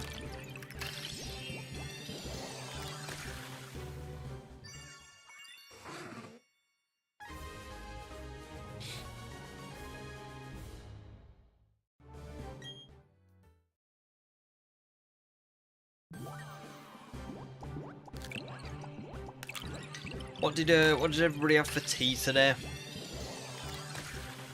What's everybody eating? What has everybody eaten? Oh, Bavaria, thanks for translating. Your guess would be that it will take 20 more eggs before we get the shiny. 20 more will do. I'd be happy with 20 more. Pokemon with Pugs, welcome. Thank you very much for joining, dude. Good to see you. Best of luck for the SHINY Swinub. Thank you very much. I went to join your stream before on at about 5 PM while I had like the half an hour before. I don't know if you saw, but I streamed like the presents on like at 5:30, and I joined your stream at 5, and you were streaming the presents, and I went oh, and like clicked off. But I was gonna join and watch you shiny hunt for a little bit. Did you manage to find it today? Amelia's had pizza, Ham's having chicken nuggets. Both very good choices, I like those. Scoobs Doo's having a homemade burger and chips. Oh, homemade burger and chips, I like that. I like that very much. I would have way more burgers at home. But I always find that like when you buy the fresh burgers from like a supermarket, you never get just like 1 or 2. So I was like packs of 4. And I'm like, I'm not going to have 4 burgers in like 2 days before I've got to bin it. So yeah. But it sounds very good. Very good. Pugs is eating very well this evening. You had a pork belly vindaloo. Ooh. That does sound fancy. Very nice. Human had toast for breakfast at like 4 o'clock. Very nice. Bit of toast, always good. A bowl of ice cream when you got home from a walk. Oh, it's a good job Zeke's not here. Totally balanced as all things should be. Matt says homemade burgers all the way. All the way. All the way. Sounds great. What did I have today? I had a bowl of Cheerios for my breakfast. I've really been enjoying Cheerios recently. Do you know what? Cheerios, I mean, cereal in general, but Cheerios specifically. Whenever I eat them, I'm like, I forget how good they actually were. Do you know what I mean? I just forget that cereal is actually really nice, and I could eat cereal for like a main meal if I wanted to. Which I think I'm going to try and do a little bit to try and lose a bit of weight, but we shall see. What was I going to say now? Cheerios for brekkie. I had a ham and cheese roll from the Co-op for my dinner, with a pack of Max Paprika crisps, and I had pasta and meatballs for my tea. So very, very nice little food day for me. Oh no, Pugs, do not worry about it. Do not worry about it. You did not spoil anything for me. I just clicked on because I was like, oh look, shiny hunting, and then I went, oh no, I best click off. But don't worry, you didn't spoil anything. To be honest, I had 1 or 2 things spoiled for me beforehand, but like they weren't big things. I can't even remember what they were now. I just remember seeing the odd thing and going, oh, don't look at that. But yeah, didn't get your shiny just yet. You got up to encounter 6260 though. Oh, you're doing really well. Just keep it up. I'm sure it'll be soon for you. Good news for me is I get to watch a few more of your streams, which is cool. And I guess I'll go back and see what your watch was, but just like while you're here, did you have any like big thoughts on the presents? Anything really grab you? You know what I mean?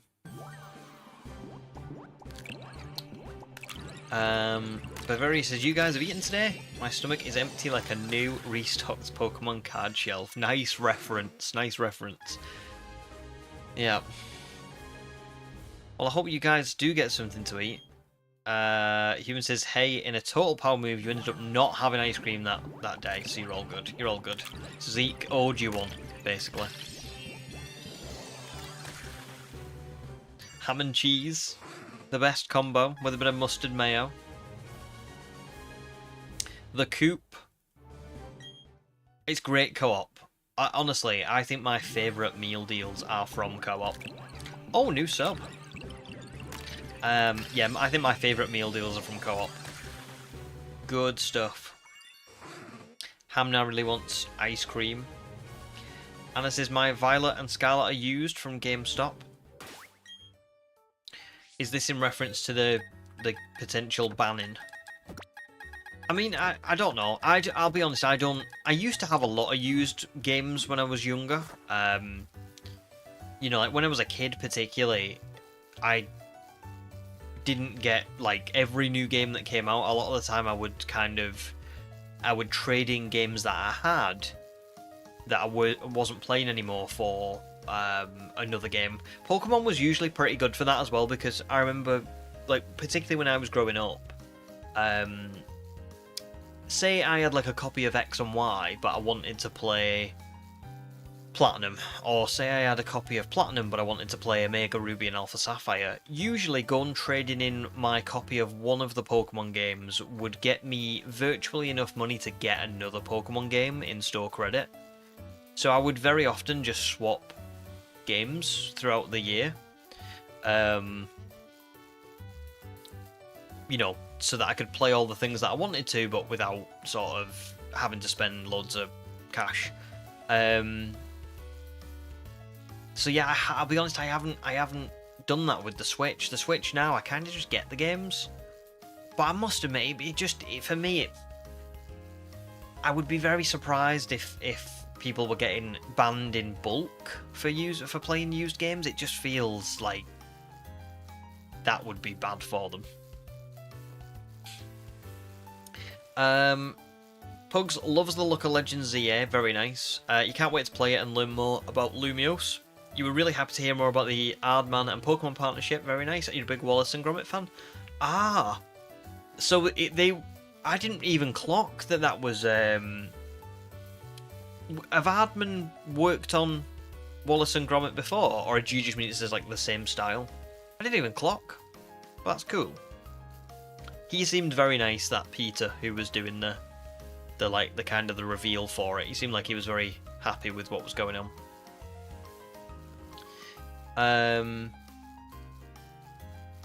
Oh, nice. Ham, you ordered your cooling fan. Very cool. Oh, literally. I didn't even mean to do that, but there you go. Very, very cool. Oh, Matt says I'm going to make a bacon, sausage and cheese baguette shortly. Oh my god, I'm literally hungry all over again. I wasn't hungry before we started talking about this, but that bacon, sausage and cheese baguette sounds delightful. Enjoy, dude.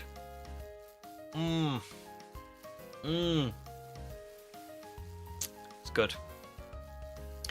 Wookie says it is their work. Wallace and Gromit is them. Nick Aardman is the original creator of Wallace and Gromit. That, Shaun the Sheep, Chicken Run.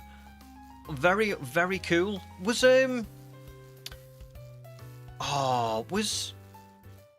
No, I'm thinking of something else. Ignore me. But that's awesome. There was some like really weird crossovers in that Presents, wasn't there? I mean, there was that one which looks really cute, but just like unexpected. Obviously, Concierge has been on Netflix already, but seeing the Netflix like dun and the end was weird. So there you go. Aardman did all the Wallace and Gromit movies, and they used to do the Creature Comforts. Oh my god, I loved the Creature Comforts. They were funny. They were good. Nice. Oh, the creature comforts.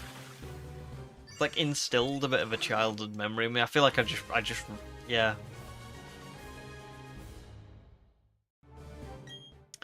Sorry, Bavaria. We'll stop talking about food. Now. There's a new Wallace and Gromit movie. I feel like I've seen them in recent years, but I never really, I'll be honest, I never really watched all that much Wallace and Gromit. I remember enjoying Chicken Run, and I remember enjoying Shaun the Sheep, and I remember enjoying the Creature Comforts, but Wallace and Gromit was one that I never really went too mad on, really. Wookie thought the Presents was great, but you are so mad about that Lapras ship. They need to make something with that art style. I know, it was so like, oh my god, what is this? What is this? And then all of a sudden, like, oh. Okay.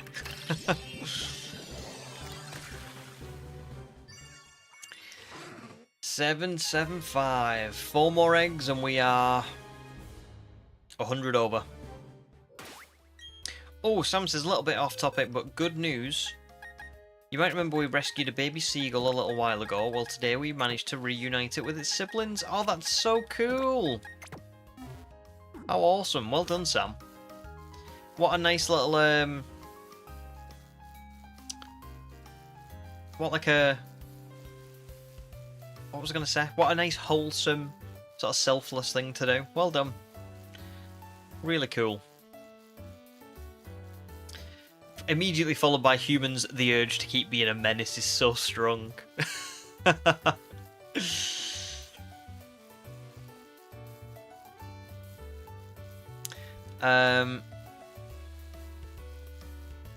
do you know what? I'm going to have to go back and watch the Creature Comforts for sure. For sure. No, Bavaria, I think Calamari's... yeah, Calamari went a little while ago. Because I think it's like Calamari's time zone is like, honestly, I obviously give a lot of credit to all my mods and all my viewers because you're all awesome. But I must admit, Calamari, I feel like he's up at all hours on streams and stuff. He's pretty awesome. So no wonder he's had to go and get a bit of sleep.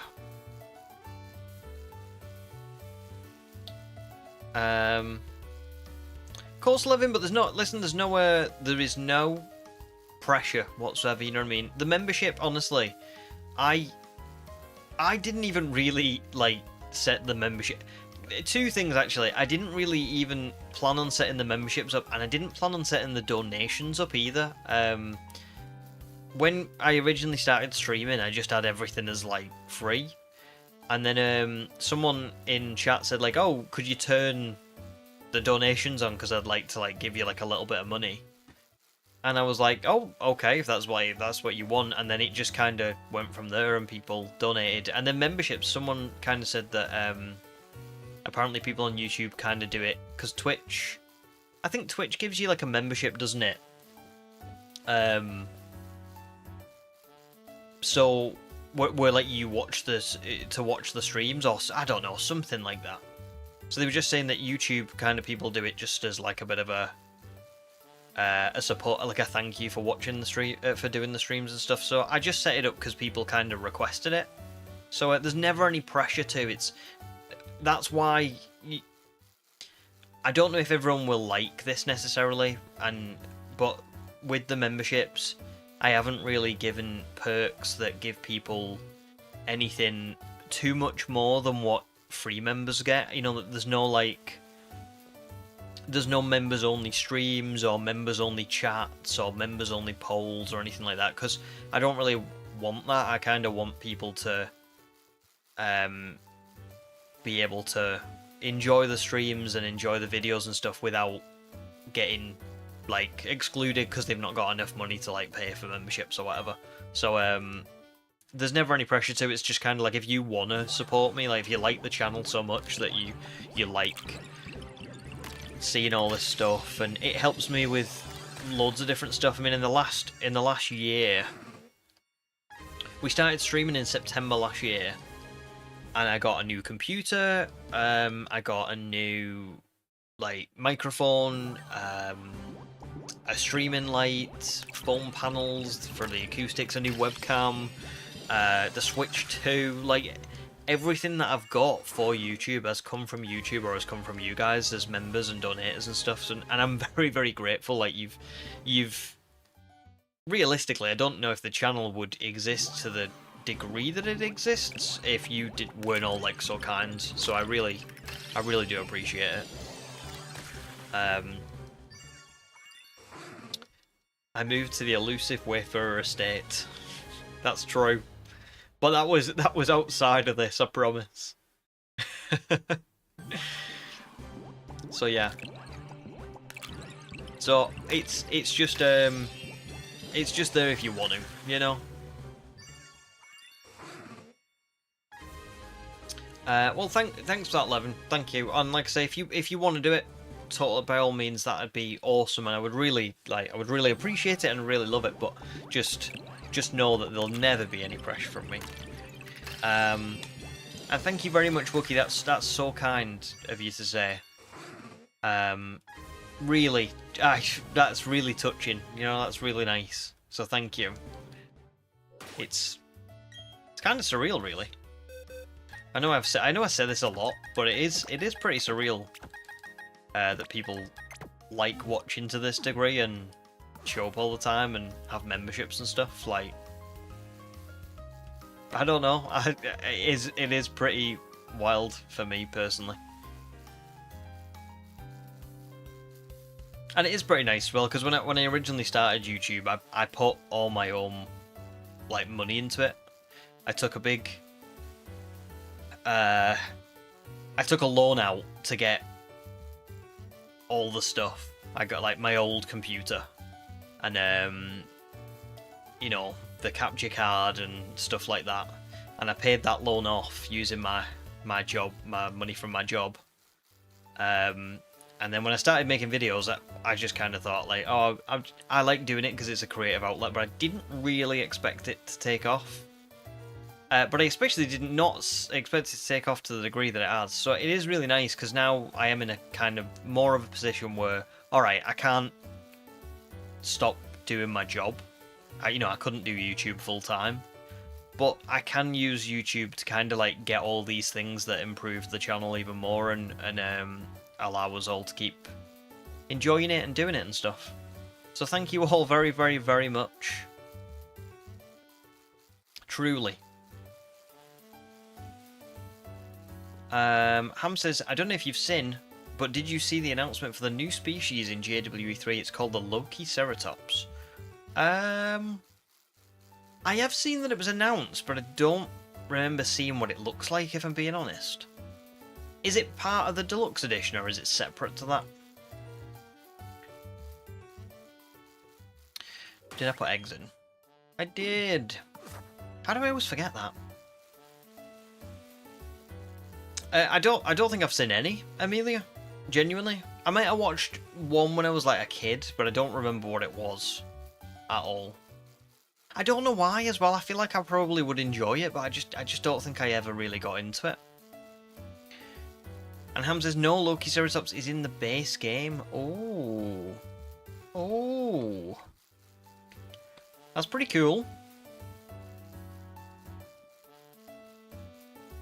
Thanks, human. That's really touching. Like, genuinely, thank you. Made me a little bit,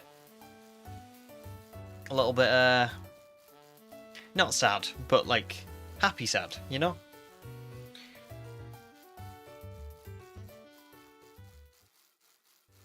They also announced that the Utah Raptor will be in the game today as well. That's pretty cool as well. Like I say, I've never heard of Lokiceratops. I've heard of Utah Raptor. And I feel like I've heard of the Guanlong that was in the deluxe edition as well. There's quite a few dinosaurs that were in Jurassic World, the game, like the mobile game, that I just kind of literally learned what that dinosaur was just from it being in that game. And I feel like Utahraptor was one of the first, like, common dinosaurs. I think Guanlong might have been as well. But Lokiceratops I've never heard of. Don't tell me it's named after, like... I bet it is named after Loki, isn't it? Is it got, like... Because it's... Yeah, because it's ceratopsid. I'm gonna have a little Google. Lokiceratops. Oh, I can't spell it. Hang on. Here we go. Emotional. There you go, Danny. Spot on. That is the word that I was going for.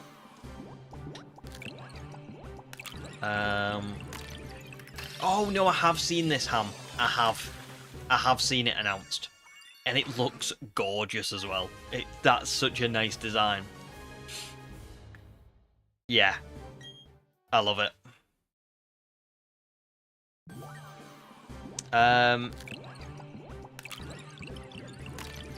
It's a newly found dinosaur.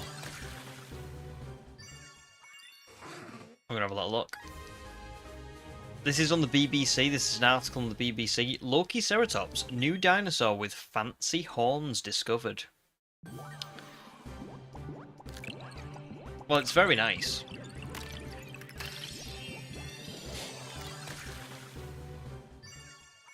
I feel like, do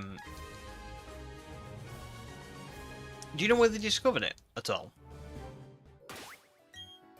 I remember reading once, well, not even reading, sorry, I used to listen to this podcast that was, it was called, I think, Terrible Lizards, and it was on Spotify. It might not have originated on Spotify, but it was like, this, these two people who were, one was like an expert, and one was, I think, just kind of into dinosaurs and stuff. And they were talking about ceratopsids, and I can't remember what it was. It may have been Triceratops and Chasmosaurus or something, or Taurosaurus, actually, it might have been. And they were saying that originally it was thought that Taurosaurus and Triceratops were like two different species, but actually, the more they'd looked into it, they weren't sure whether I think it was... I could be completely misquoting this, but I feel like they said something like... They weren't sure if Taurosaurus actually was its own species.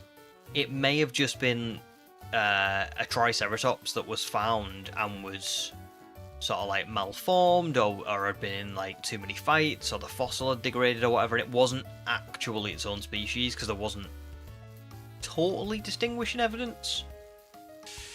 Something like that. Which is pretty wild, isn't it? So it's funny sometimes, you think, like, they discover these new ones and you think, I don't know.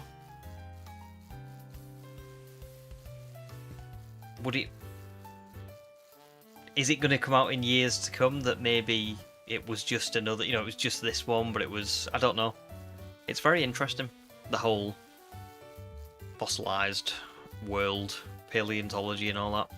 I'd love to be a paleontologist, but I'm just not clever enough for it, or dedicated enough for it.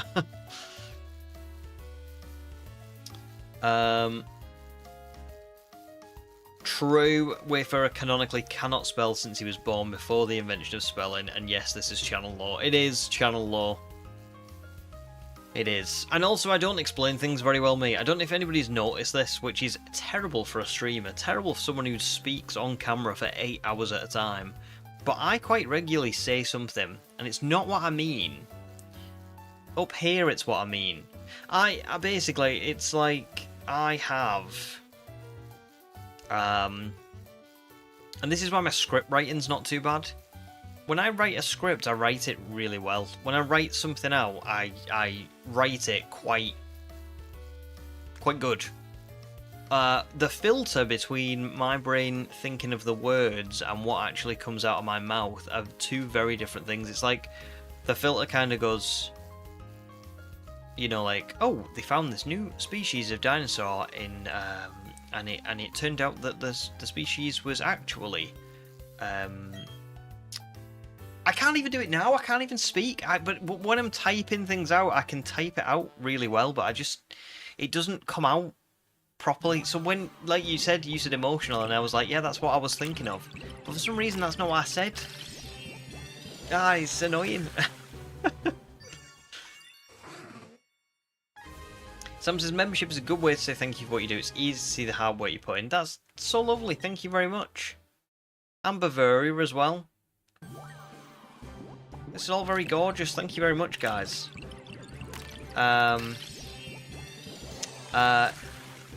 Starting a cult wasn't something you wanted to say either, right? Yeah. That one might actually have been me. The filter got that one right, I think.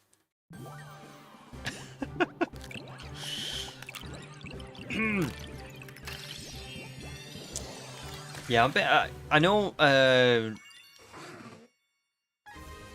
BP and Snowlab were talking about doing a stream for some other game, and they wanted me to play it with them. And I worry that off my own stream, I might say something out of hand and get myself cancelled. The filter needs to be really there when that comes around.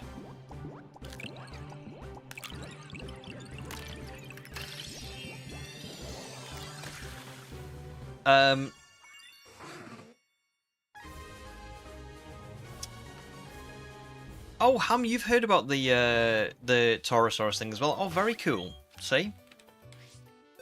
Nice. I thought that would have been quite obscure as well, so that's awesome that you've heard of it. Very cool.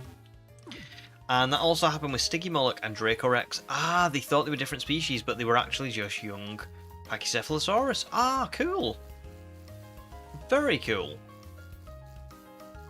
Oh, it's so interesting, isn't it? But you can, when you hear about it, you can then see how that has happened. Jake, welcome to stream, dude. Good to see ya. You've been super busy after work. Don't worry about it. We know how busy it is. But thank you very much for the good luck on the shiny. And when you get a chance, let us know what you thought of the presents. Looking forward to hearing. No. Here's the thing. Here's the first rule of the cult, right? The first rule of the cult is we don't talk about the cult, but we all know that it's there. You know, we're all a part of it. You know, we're all like, I am the cult master. That is true, but we just don't say it. Yeah, okay. That is funny as well. There is a private server. I believe created by you, human, called the Inner Circle. But I'm not part of it. Okay.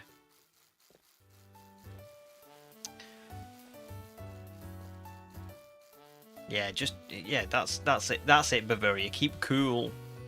Smile and wave, boys. Smile and wave.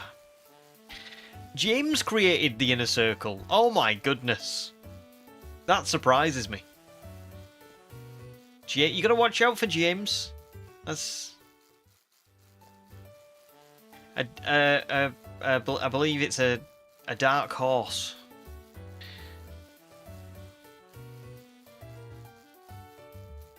Oh, let's have a look at this.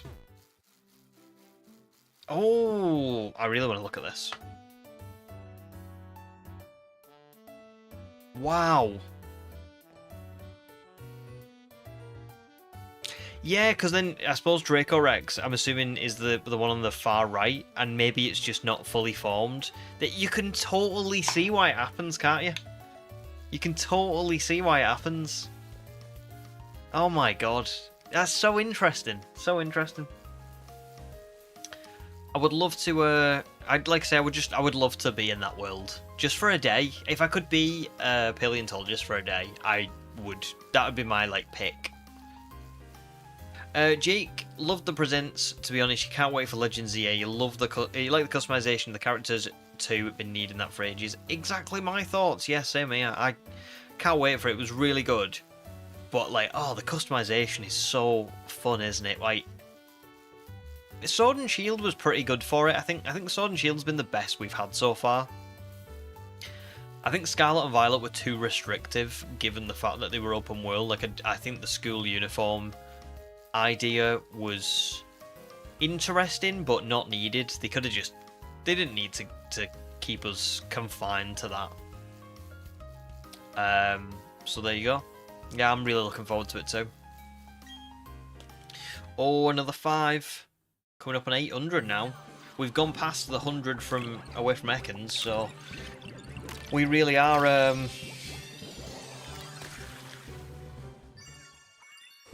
getting on with this one.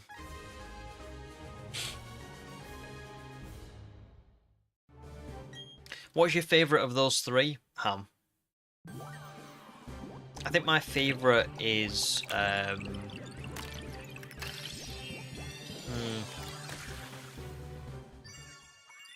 I don't know, you know.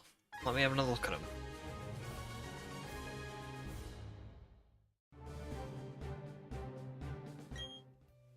I think Stiggy Moloch. I mean, I know obviously they're all what we're saying here is they're essentially all the same, just at different stages of development. But if I had to pick between the 3 of them, I think the Stiggy Moloch is my favourite. I do also really like Draco Rex. I think I don't know, I'm not that I'm not that into Pachycephalosaurus. It's alright, it's cool, I get the concept, but I don't know. Something about bone being exposed is just weird to me. It's not for me. Not for me. Rampardos is pretty cool though, as, you know, counterparts of dinosaurs go.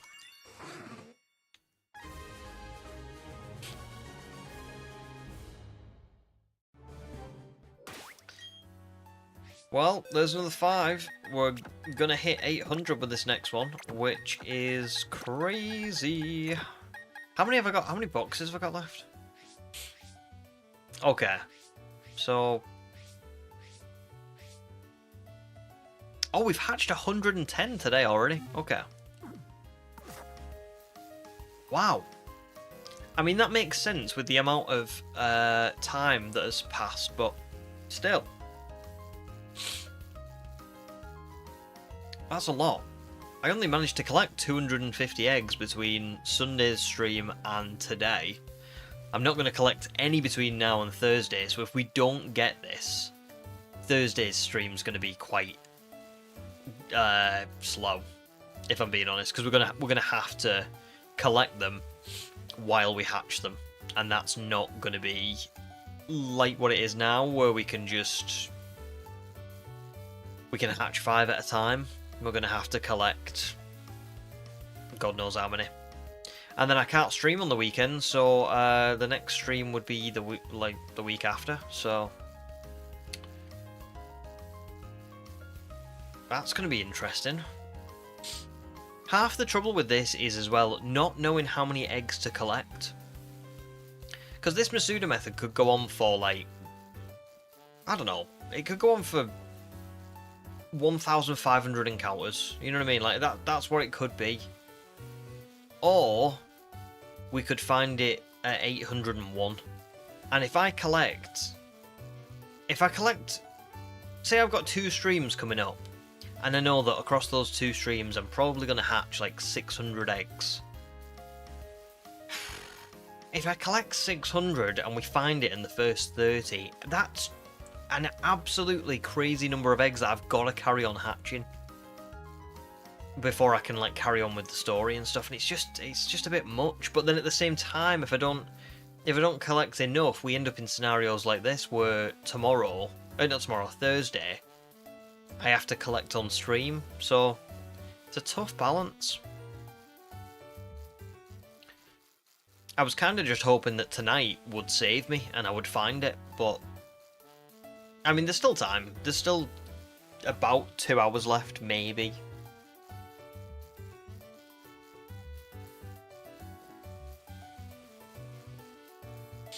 but it's not feeling... Oh, well said, Sabin. It's been a while. Thankfully, it's never crashed.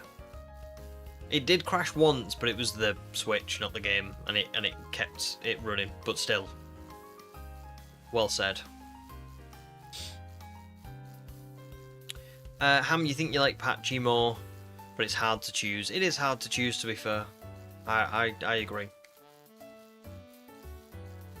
I think I just, when it comes to the Brachycephalosaurids, I think I prefer like the smaller, cuter ones.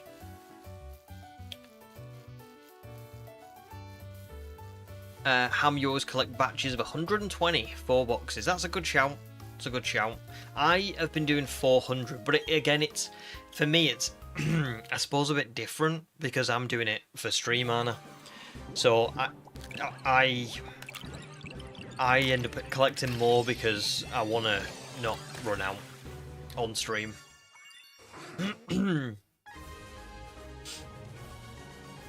But 120 is pretty good. A pretty good balance, I think.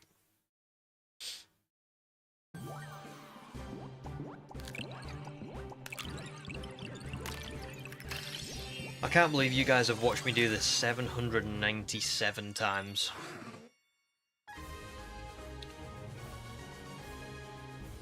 You guys are awesome.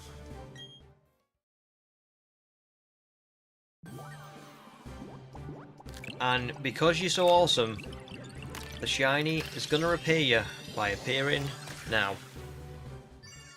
Damn it. Imagine that. Imagine how good that would have been. You only get one of them every once in a while. And we missed our shot. Mum spaghetti. Unfortunate.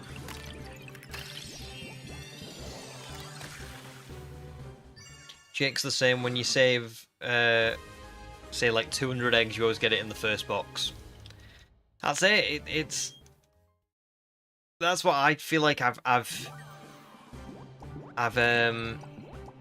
had instances. I mean, Ekans was a big one. I collected like 400 eggs, and then it was in the first like 30 or 60 or something. I had to hatch a lot.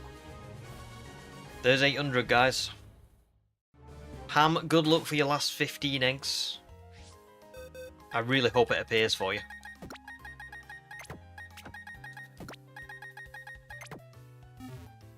That would have been good, Bavaria, if it came right after that.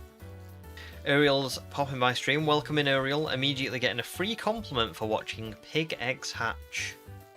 There you go. Well, I mean, you guys, like I say, you've watched me hatch 800 eggs. I mean, that is some dedication. Bavaria, it would have been a great guess. Imagine if if it would have appeared, you would have been known as the person who spoke it into reality. Human can't believe the amount of Swinub roaming the streets of Jubilife by now, and more unbelievable is you not crashing into them with your bike. Well, do you know what? The streets of Jubilife are fortunately safe because I released them into my home instead.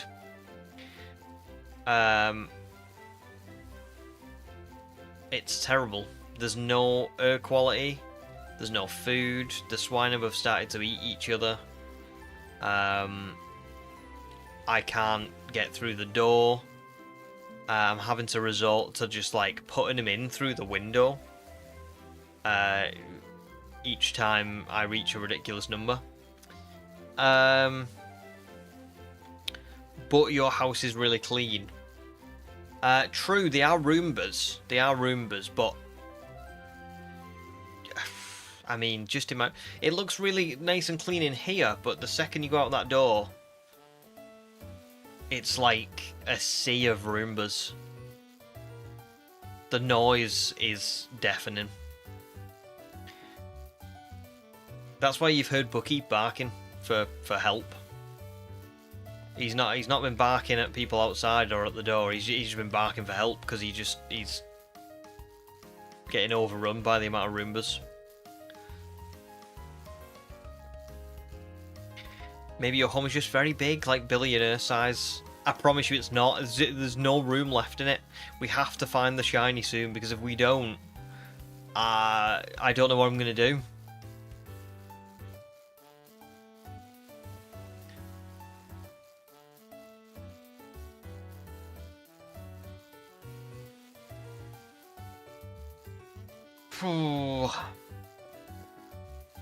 It's free real estate. Nice. Oh, good luck, Levin. Masuda method in for a shiny Beldum.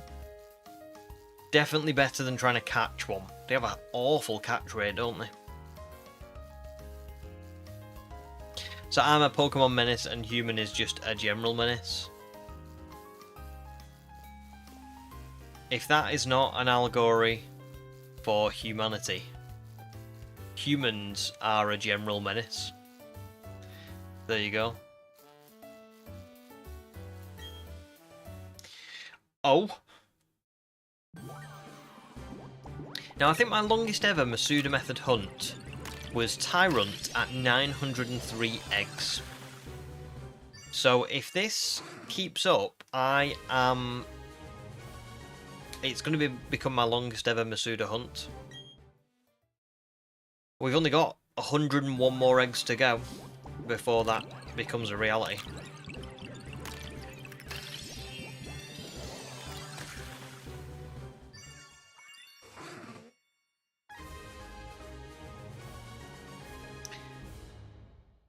Oh, so you're a general menace, but you don't take responsibility for the rest of us menaces. Is that what I'm hearing? But you are admitting you're a general menace.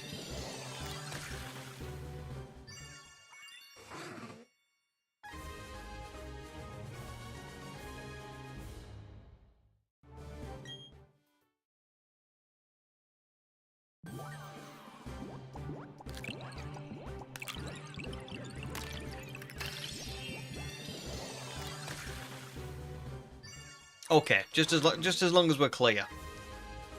Just as long as we're clear. And 805. The time is 2037, and it feels like it's 2037. It feels like it's been 12 years since I started hatching Roombas.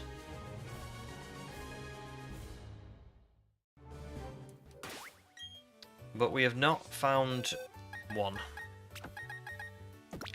yet.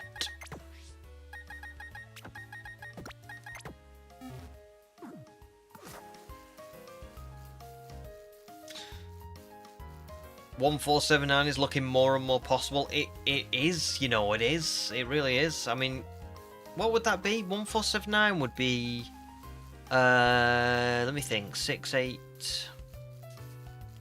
12, 1360, 1366, 1366. So it'd be like only just two times over odds, like not really or even that much in the grand scheme of things. I mean, BP was on stream the other day and BP said that he recently went 1,300 eggs for a Masuda. Oh no, sorry, no. Yeah, one of them was 1,300. One of them was 3,000. 3,000, and I was like, oh my god, that's a lot. That's a lot. Ruben, welcome to stream. How are you doing, dude? And Human says 888 for Green Roomba. I'd take 888. I'd take anything that's like near where I am. You know, but I do have a feeling this is gonna go. I think this is gonna be my longest one. I don't think we're gonna get it in the next 100. I think it's gonna be over 1,000. I don't know when it's gonna be over 1,000, but I think it's gonna be over 1,000. It's been. Let's remember, it's been a long time since Motorstoke, but I have been very lucky on most shiny hunts since Motorstoke. I have not had another one, and I think this one has potential to not go 6 times over odds, but it could go 3. I think 3 might be possible, but we see. We don't know. That's complete conjecture, obviously. But Danny's shiny Articuno hunt is currently rough. 12,000 resets. Damn, that is rough. That is rough. I apologise for complaining about mine. When you're doing 12,000, that is a lot. And I'm not really complaining. I have been very lucky this run. I am aware of that. Wookies is 2.16 times over the odds. Not the worst, but not good either. Yeah, it's just... Do you know what it is? It's... The other thing as well is that this is obviously quite slow, isn't it? 50 encounters in an hour is nowhere near 180 encounters in an hour. So it ends up being like... Cos Masuda should be fast. But there is potential for it to not be fast as well. Like, this might end up being a longer shiny hunt than Aerodactyl, Kabuto, or Unknown were. And that's kind of weird. You know? Moro, welcome stream as well. Good to see you. How are you doing? Speaking of being unlucky, you are nearing 13,000 resets for your shiny starter, Turtwig and BDSP. That is ridiculous. I hope you find that very soon, because that is just... unbelievable. You deserve better. You deserve it to appear, like, basically now. So best of luck with it, Moro. Bavaria asks a very good question. If human is a menace, then what would you be for locking Ogopon and Terapagos into the Pokemon box? I mean, especially after... I don't know about Terapagos, but especially after... Kieran went through all the trouble with Ogopon for you to lock it in the box. I think that might be I think that might be Getsis level. Maybe not quite Getsis level. Getsis is on another level, but it's definitely villainous.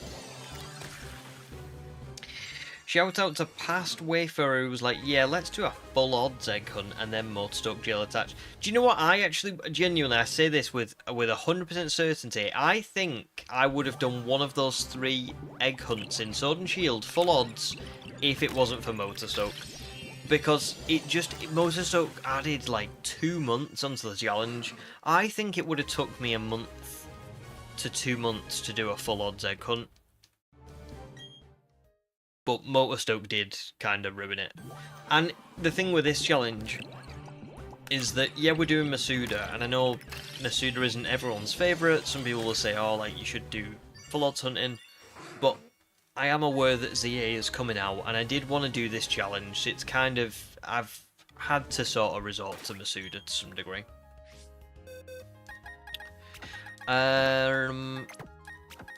So, yeah. 600 Grookey eggs in total, still no shiny for you either, Ham. Gonna start collecting the next batch now. Well, good luck. Yours will shine soon, I'm positive. But first, you're gonna go and get some ice cream. Good idea. Well, I'll tell you what, and welcome back Level Ups as well. I am going to go and water the prawn plants, because it's been a damn long time since I have. And then we'll carry on for the last hour and a half, maybe, of stream. Maybe hour and 45. Should still get a decent amount of eggs hatched in that time, so we'll see. We actually might see on this stream whether I am able... No, actually we won't. I don't think we'll get to 903 eggs, but we might come close. We'll be able to see whether this has potential to be my longest Masuda hunt to date. So yeah, I will be right back, and then we'll carry on.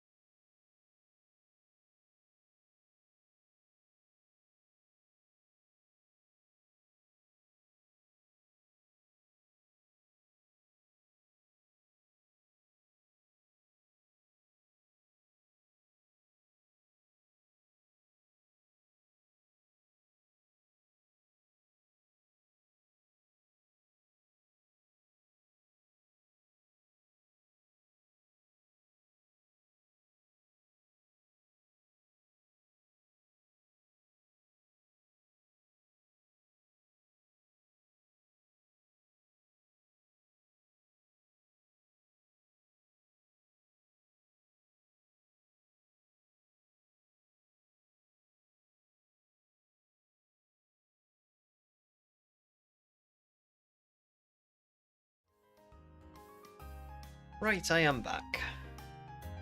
Oh, it's hot, isn't it? Do you know what? I didn't realise how hot it actually was in the UK still. But it's roasting.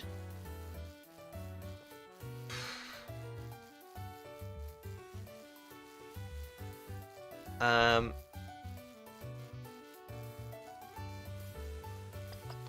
to catch up on chat a little bit.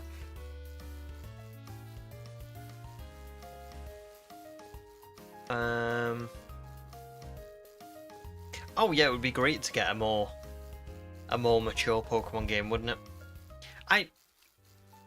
I don't think Legends ZA will be what you're like looking for.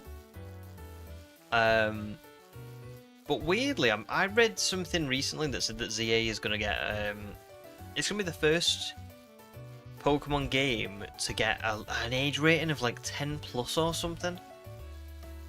Which is obviously nowhere near what you're talking about, but it is a bit like, oh, what's that about? Why?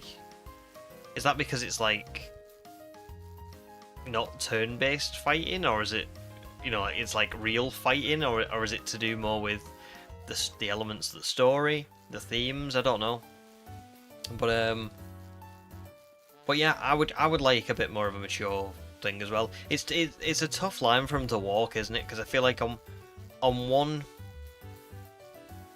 What we've all got to remember, I guess, is that with Pokemon, it's this giant sort of symbiotic franchise, isn't it? So if something is mature in the game, then you've got like, I don't know, you've got the competitive side, you've got the cards, you've got the anime, so it's tough for them to like make it mature on one of them and then not make it mature on the others. But yeah, I still agree it would be nice to get, and I like what Human says there as well. Like, you really like the way they handled the Arven storyline. Heavy topics can definitely be broached to children in healthy ways, but it's difficult to get it right. It is, but I also think that kids don't get enough credit for what they can handle in media. Do you know what I mean? And it's the same with like difficulty and stuff. When we were young, you know, think of the amount of things in games that were difficult and you had to get your head around. You didn't even have the internet to like look to and find out the answer to. And I think it's the same with storylines. You know, you kids are open to learning about more heavy topics, and probably should get like a, you know, sort of a healthy exposure to heavier topics, because we all go through, you know, things as we get into adulthood that maybe we weren't prepared for, because the media of our childhoods didn't give us the benefit of the doubt on being able to cope with it.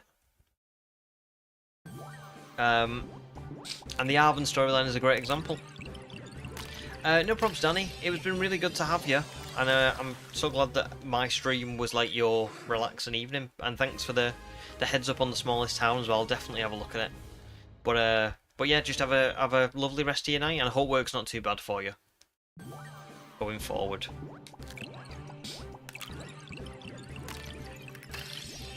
Oh, Bavaria's cooled down for you. Here it's raining like crazy. Oh wow. It doesn't sound good for floods, for sure.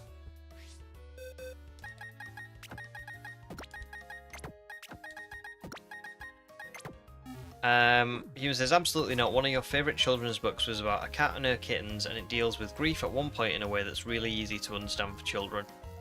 There you go, that's it. And it like definitely should it definitely should be things that we bring up to kids. I don't know. I used to have a job where I worked with kids, and I just don't feel like kids get enough credit. You know, I feel like the world we live in now is very much like instant gratification, iPads, you know, you want something, you get it immediately. There's no like, you don't need hard work or discipline to necessarily attain it. I'm not saying this is true of everything, by the way, but I just mean, like, in general, a lot of games now do hold your hand and sort of just, like, give you what you want immediately, and there's been, like, quite a steep decline into that way of playing games, and not just with games as well, you know, like movies and TV and stuff. It's all become very surface level, but I just think that kids, you know, deserve more credit than that, and I think we all grew up with a different way of doing things, and I think that kids today could do the same if there wasn't that, like, weird mentality. And I've heard people, like, talk about it before as well. I've heard people say things like, oh, well, we could put all these things in our games, but the reality of the situation is that kids don't want that anymore. Kids want things, like, given to them immediately. They don't want to have to, like, go and do all these things and look things up, and so we didn't put that in our game. And I'm like, how do you know what kids want? I don't get that. What's that? Where's that come from? Because when we were younger, that's not how games were. It's odd. Really odd. Wookie says, fully agree on the need to lean into darker topics at times, but to do it in a kind, educational, supportive way. The real world is rough, and getting a head start on getting ready for it is good. Exactly. Human says, it definitely has a special place in your heart for the Arven narrative, and although the grief is not the central narrative focus, it is done justice without overshadowing everything. Exactly. Really good. Really well put as well from both of you. Wookie says, kids have so much more emotional depth and comfort than we give them credit for. It's just all on us adults to make sure we lean into that. That's it. And the trouble is the way the world's gone, without being really deep, the way the world's gone in more recent years is, I mean, all you've got to do is look around at the way things are. Look at how AI is progressing, because everyone wants convenience, everyone wants things handed to them, like, straight away. You know, same with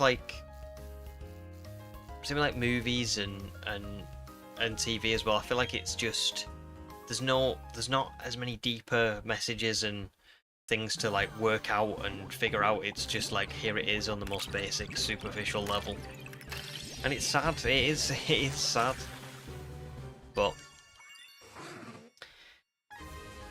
I think that, like, money is probably a big factor behind that, because people just want to churn things out and people just want things here and now, and we've gone that way as a society, so obviously we're going that way with kids growing up as well. Oh, sorry, Human. You were talking about the children's book, but it definitely applies to Arven's storyline too. Yeah, but sorry. Yeah, I guess I see why I read it like that now, but yeah, there you go.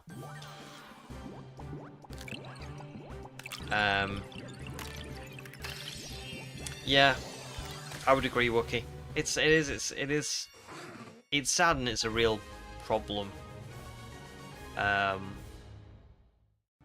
The sad thing is I don't really necessarily seeing it get any better, to be honest. And it's funny as well, because it even extends beyond kids as well. Like, I remember seeing an interview on, was it Fallout 4? There was an interview about a game. I feel like it was one of the Fallout games, where the kind of one of the developers kind of said, like, listen, we could have all these different, like, things in our games that people go and do, but most people just don't really engage with them or bother with them, so we just thought, why bother putting them in the game? And I think he was referring to like, real side quests and real hidden parts of the game, and maybe even the speech system and stuff as well. How it was sort of watered down, wasn't it, to those, like, yes, no, maybe, sarcastic. There was like 4 options for speech, whereas there used to be, like, loads of options for speech. And I think he kind of was referring to not just that, but just generally the game as a whole becoming more watered down and more like, oh, you just go and do this and you just go and do that.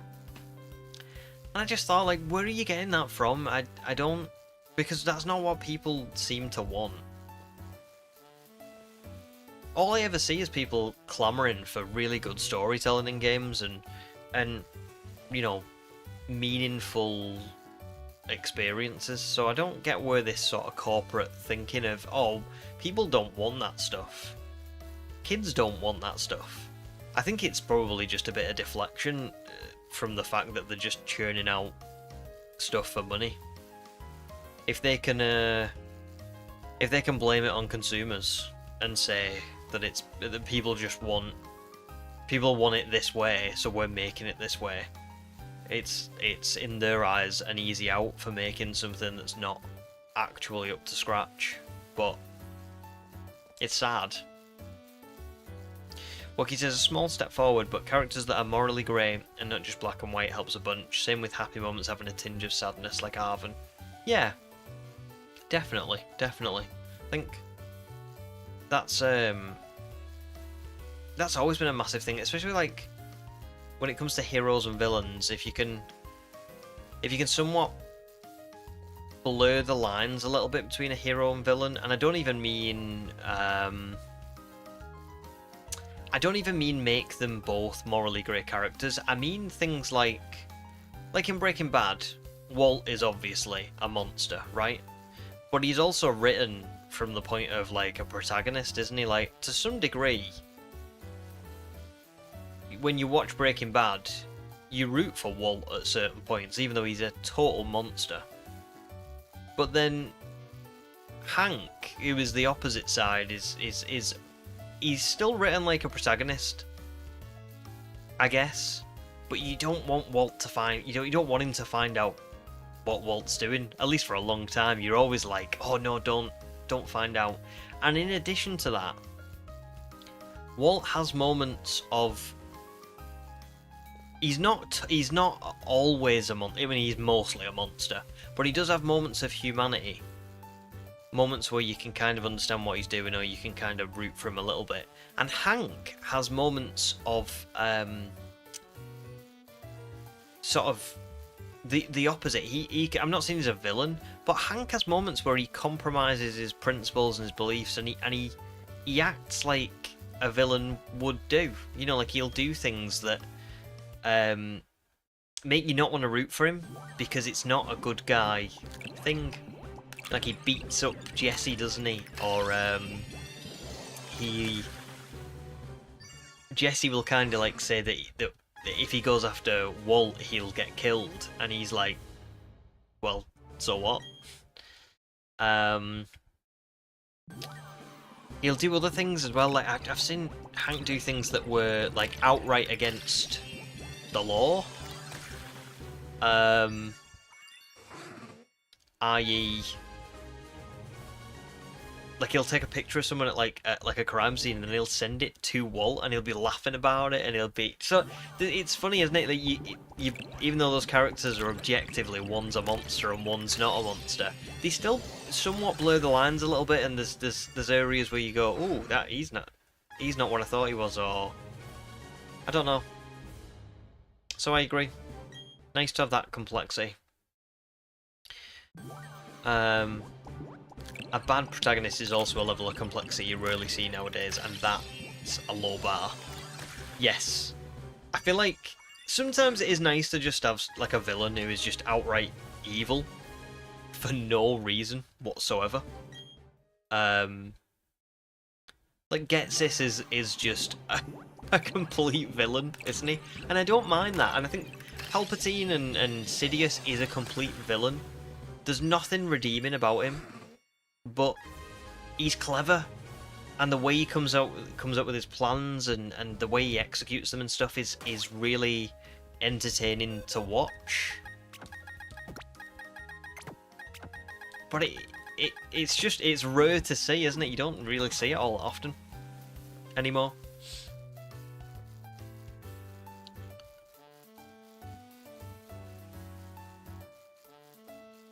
Jake Oro says that was just brilliant writing. Heck, even Better Call Saul. Oh, Better Call Saul was great. I'm not saying it was necessarily better than Breaking Bad, but I think I enjoy Better Call Saul even more than Breaking Bad. God, I love it. Yeah, love that Wookiee, yeah. That's what you're trying to say with morally great. Mostly the storyline can have some good and some bad, just not everything working out all the time. Yeah, like it doesn't always just wrap up like a sitcom would do almost. But good to have some absolutely extreme characters, but also good to have some wins for both sides. 100%. Do you know what? That's interesting as well, J. Coro, that you didn't like Skylar, because do you know what? I've watched Breaking Bad 3 times now. The first time, I was rooting for Walt. I was a bit younger, which I'm not saying has anything to do with it, but I don't think I really thought all that much about the story of it. But the first time I was rooting for Walt, and I didn't like Skylar. And the second time, it flipped totally. I remember, and it was like, I think I only watched it like three or 4 years after I watched it the first time. But I remember the second time I watched it, I actually really liked Skylar, and I despised Walt. I thought he was a monster. Probably purely just through like the way my view of it's changed. But Skylar was put in a situation that she never. I mean, can you imagine if you were married to someone for like 15 years and then they just within the space of, I think as well, people forget how quickly the events of Breaking Bad happen. By the end of the show, it's only been 2 years, and there's a big time skip in the last season. So within the space of a year, Skylar goes from having a nuclear family, just this kind of like innocent little life, to having a husband who is just the worst. And I mean in every single way, like gaslights. He's terrible. He's obviously like doing illegal stuff. He's the worst. And I actually really feel for Skylar. I think she became one of my favorite characters, because she's just so human. I think if I was in Skylar's case, I would probably be very much the same. She does have instances where she berates him for being into all this illegal stuff, and then she joins him. But I think she joins him out of a self-preservation. I think it's like, I've left it too long to. First of all, I wanted to keep the family together, and now I've left it too long. And I'm an accessory. So how do I keep the family together still and stop us all from, going under? I join in and I make sure it's done properly. So yeah, it's interesting you say that, because I feel like that was my initial perspective on Skylar, but I've completely U-turned. Like, I really love her now.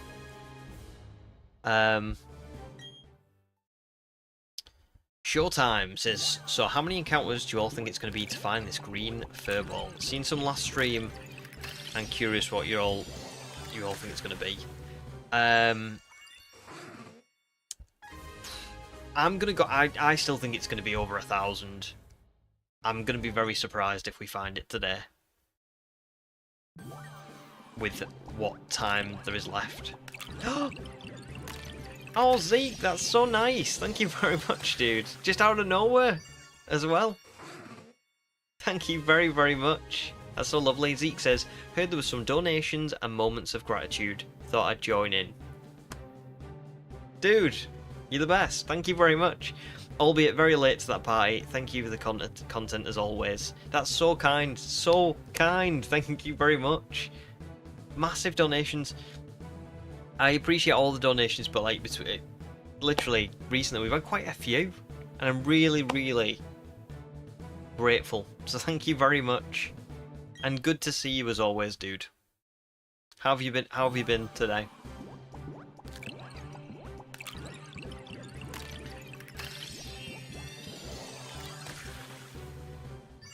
And can I just say, Jake, or that's it. It's a TV show, isn't it? So we're all gonna have different perspectives. I'm not saying yours is. I'm not saying yours or mine is wrong. It's just we just all have different views on it. But yeah, for me, I think the reason she flip-flopped so much was because she wanted to keep... She was doing it for Walt Jr. and for Holly, the baby. And I think she... Yeah, she just didn't want to...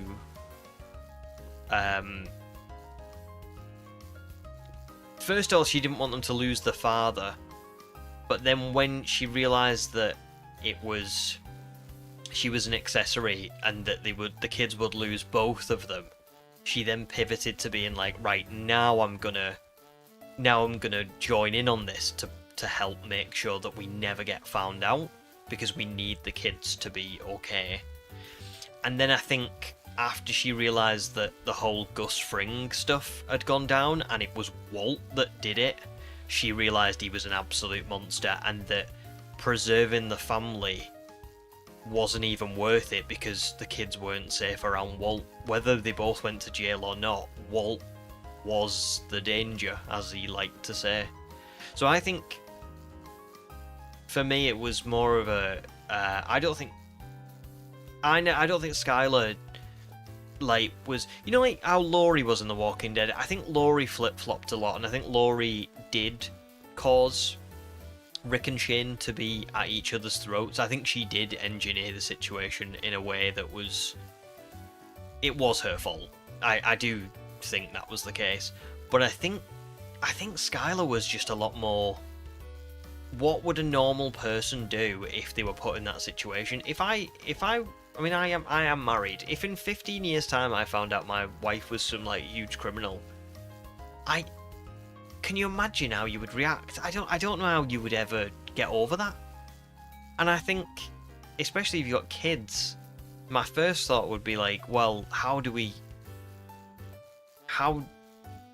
I want the kids to be okay, so I would want them to not have to find out about this and not have to lose that person. So I guess that's how I look at it, is like, I don't know. It's just interesting because, like I say, I was on the same wavelength as you the first time, and I couldn't believe when I watched it for a second time just how much my mind changed. Which probably just speaks to how good of a show it is. Zeke says, "No, I'm just grateful." Well, thank you very much, dude. Seriously, still, even if you're grateful, that stuff like that is just so awesome. So thank you. You're all good. You've been playing your Hoenn Violet playthrough. Oh, that sounds so cool. I've got 3 on the team now: Combusken, Trapinch, and Shuppet. It's good fun. That does sound like good fun. A lot of cool Hoenn Pokemon as well in Scarlet and Violet, isn't there? It's particularly like the teal. The teal mask's got like Milotic, Ludicolo.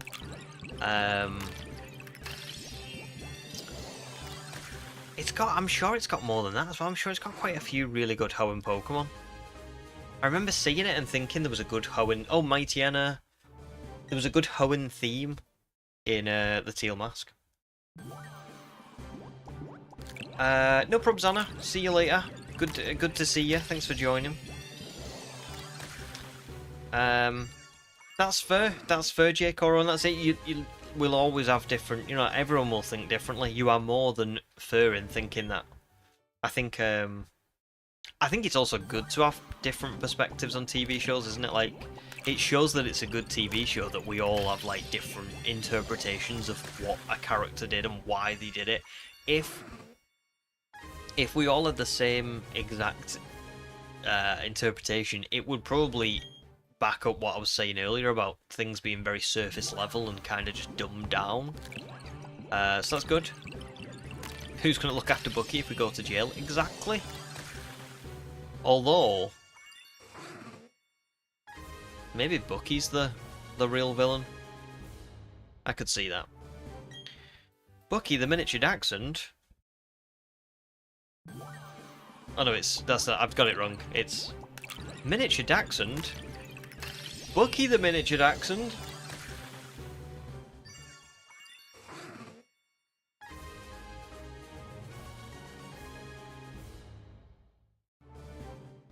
There we go. Wookie says, I fully get that. My partner and I joke about this all the time, and I don't know how we'd react in that same situation. The complex situation they portray and navigate is incredible. That's it. It's just so it's so layered. It really is.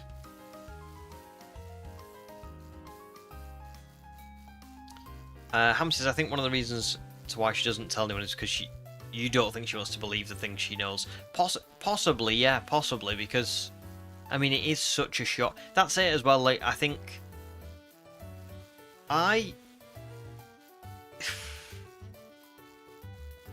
How long would it take you to process that information? Do you know what I mean? And I don't think she has the full picture for a while. Like, it takes her a while to really work out what he's doing and what he's done. I can't think of how long it would take. I don't think I would ever fully process that information, but I certainly don't think I would make the odds that someone would make a rational decision based on knowing that your husband of 15 years has turned out to be the local area's biggest kingpin. I don't know how you would ever. How do you make a rational decision based on that in the space of a year? I don't think I would ever. Every year I would probably look back and be like, I should have probably done this or I should have done that, but I don't think I'd get it right. No way. Zeke says it's honestly really chill. I can imagine a Hoenn playthrough. Really chill. 7.8 out of 10. Chill. Oh, no probs, pugs. Gotta go now. Thanks for a really enjoyable stream as always. I really hope you get the green piggy soon. Best of luck. Thank you very much, pugs. Well, thanks for joining for so long as well. It's been really good to have you. And I can't wait to get back to one of yours again soon as well. Good. Best of luck for your shiny starter. I don't know when you're next streaming, but I hope you get it soon.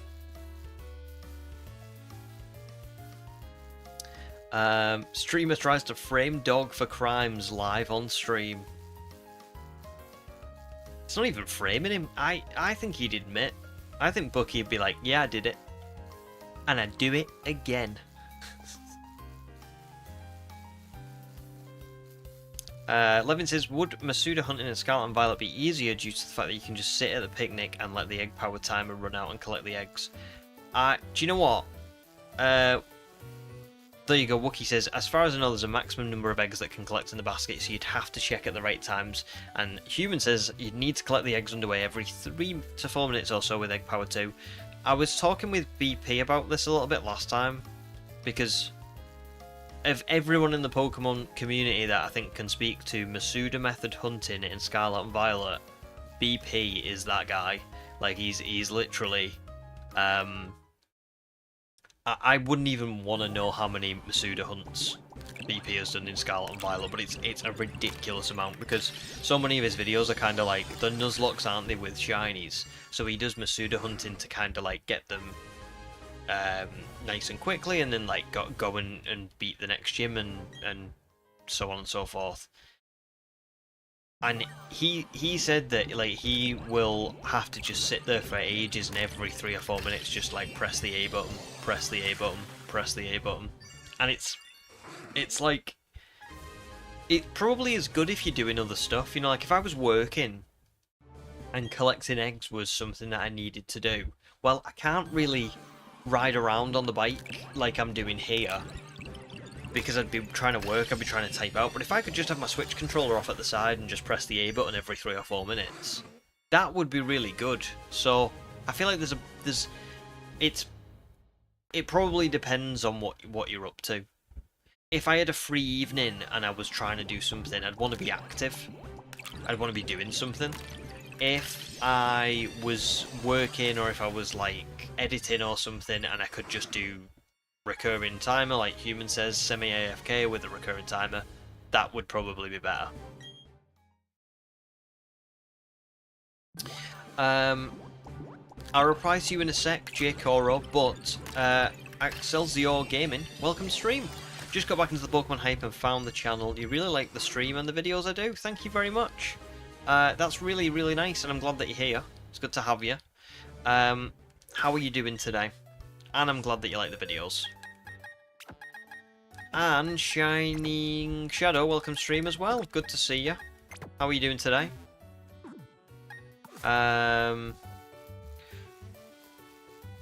Shadow, I know you haven't done anything yet, but I'm just giving you a quick warning. Do us a favour and don't put any, like, leaks in chat, just in case there's anybody who's trying to avoid the leaks. But yeah. Other than that, welcome in. Jake Oro asked, did I see El Camino? If so, what's my thoughts on it? Yeah, I saw El Camino. I do, I like it, and I like the concept of it being in a movie instead of being a TV show. El Camino was a pretty good, like, western as well, wasn't it, almost? It was very, had like a western vibe to it. And I just think it wrapped up. There's not many happy endings in Breaking Bad, right? But I think it was nice to give a happy ending in El Camino. And I think if we'd been left with what we just had at the end of Breaking Bad, that would have been okay. But I do think we would have kind of been like, oh, I really hope that he did, because he deserved it, didn't he? He deserved it. He deserved a nice ending.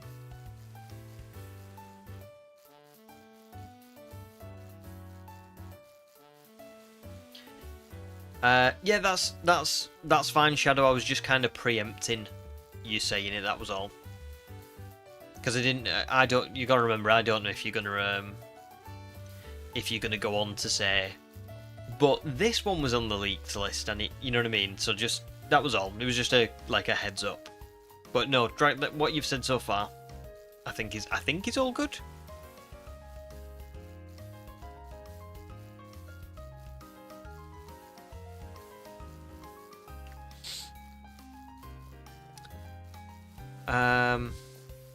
Showtime says, to be honest, it depends on your patience for Scarlet and Violet egg hatching. You honestly just wait for like 5 to 10 minutes. It made you miss how simple Sword and Shield was far quicker. Sword and Shield was great. I honestly, Masuda in Sword and Shield was just like...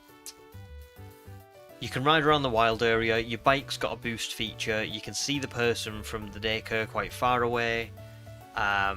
They seem to give out eggs very quickly. The animation for hatching seems to be a little bit quicker. I could be wrong, but it just felt a bit quicker. Just think everything about Masuda in Sword and Shield was what I liked. So yeah. Oh, Excelsior, you're currently shiny hunting Dreepy in Sword with Masuda method. Oh well, good luck for that. Hopefully you can get it soon. How many eggs have you hatched so far, do you know?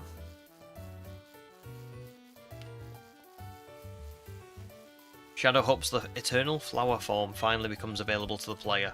Yeah, that would be pretty cool, wouldn't it? I feel like probably we should get something like that. We should do, shouldn't we? It would make sense. I'm hoping that we get a couple of mythicals available. Whether or not we will, I don't know. But I think it would be nice to get some mythicals for sure. I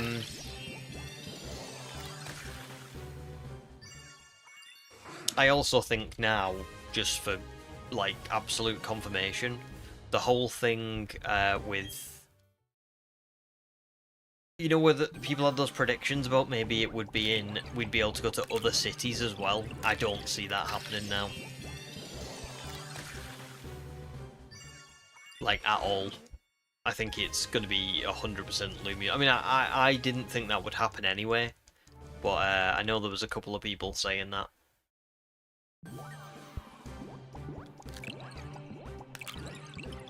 So yeah.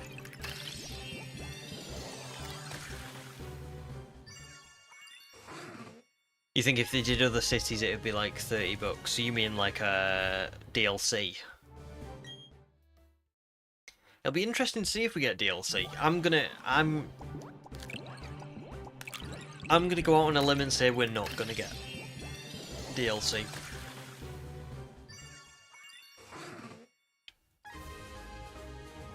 Unless the underground of the city is going to be the DLC. That could be possible, but I'm not even sure I would like that.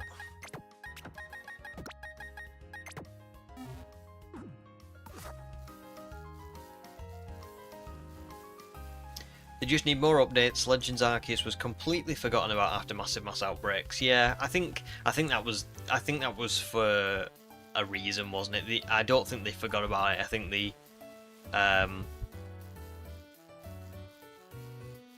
it was like, obviously, I think they knew that they weren't going to go do DLC for it. But I know that's what you're saying as well. But yeah, it's a shame, really. I would have liked a bit more, but I just don't know what they could have done in Arceus to make it without giving it an actual DLC. I don't know what they could have done. Do you know what I mean?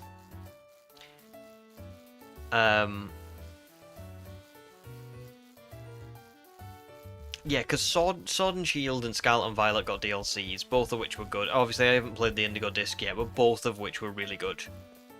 But I think that people have obviously got to pay for DLC, haven't they? That's the reality of it. And I think if the DLC isn't up to scratch, then people are going to complain about it. And I don't see what they could have added in Arceus that would have made it better. When you look at the Pokemon that were available in Arceus, you could get Arceus itself. You could get Shaymin and Darkrai if you'd bought other games, I think. You could get so many legendaries, including a new one. I just don't know what they would have added that would have made it more appealing. It's tough.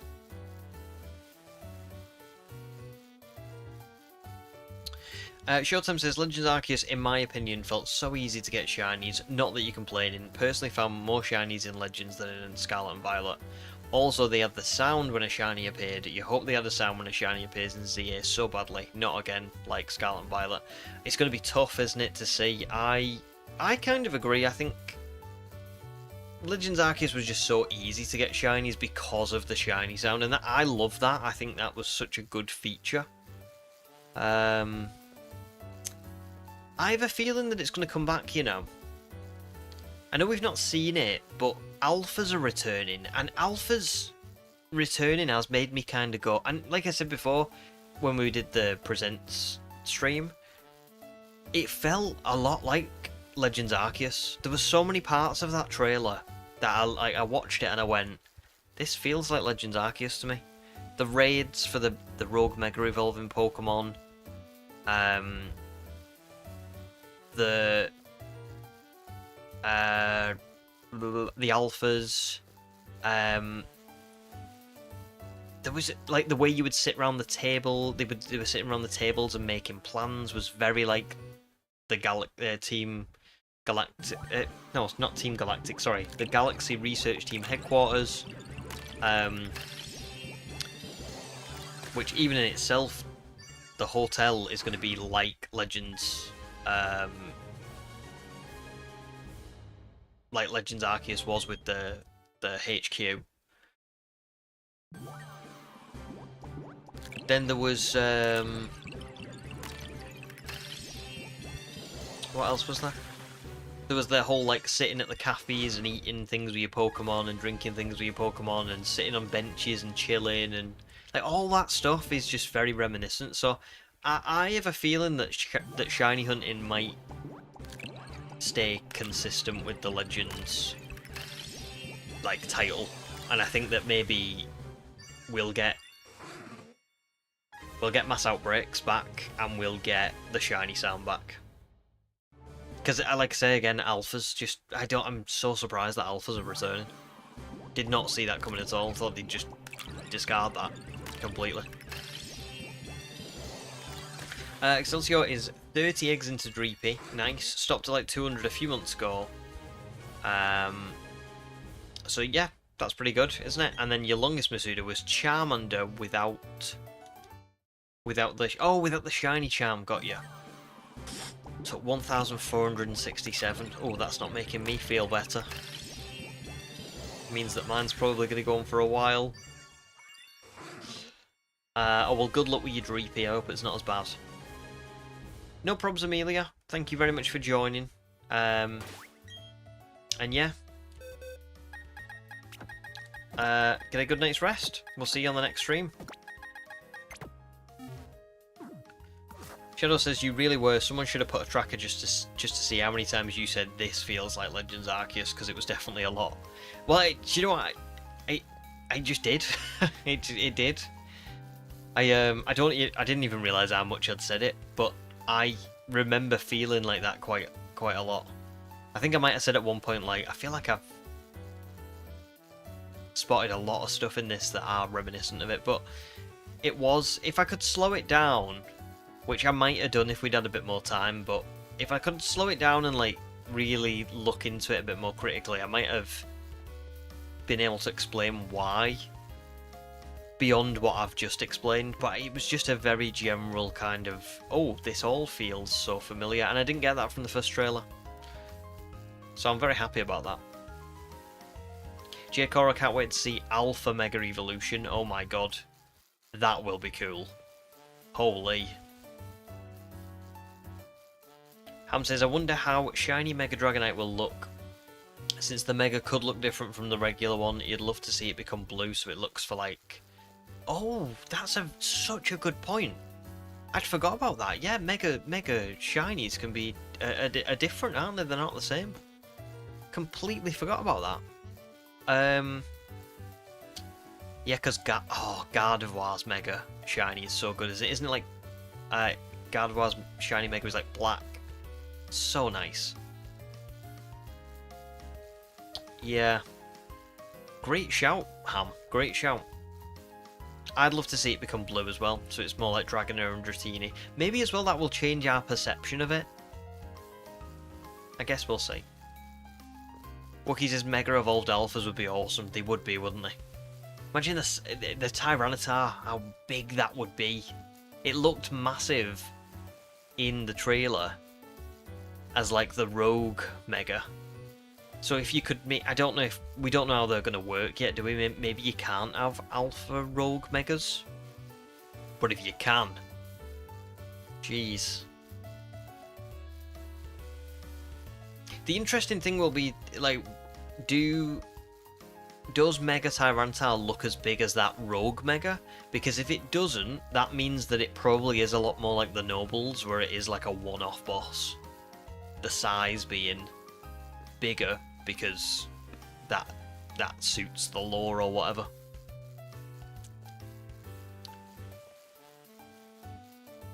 Shadow says Shiny Mega Dragonite needs to be blue or pink, like regular or shiny Dratini. I would love that.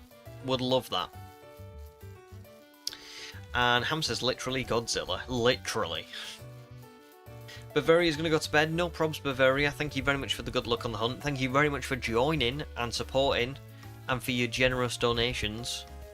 You've been awesome, as always, and I really appreciate it. Yeah, just thank you very much. Get some good rest, and I'll see you on probably Thursday. Doesn't look like we're going to get this before I go offline. So... there we go. I think what I'm going to do, guys, is I'm going to go to 875 eggs, which I think should hopefully get us to 10 PM, and then I think I'm going to leave it there for tonight, because as much as I would like to carry on going, I really don't have many eggs left anyway, and I'd like to keep a few to start the stream on Thursday. And also it just means that you then get a stream on Thursday, because if we carry on going till 10:30 and then I find the shiny, then you wouldn't get one on Thursday, because I'd have to do the next gym battle. But yeah, 853. This is going way beyond now. We're really getting up there. But that's okay.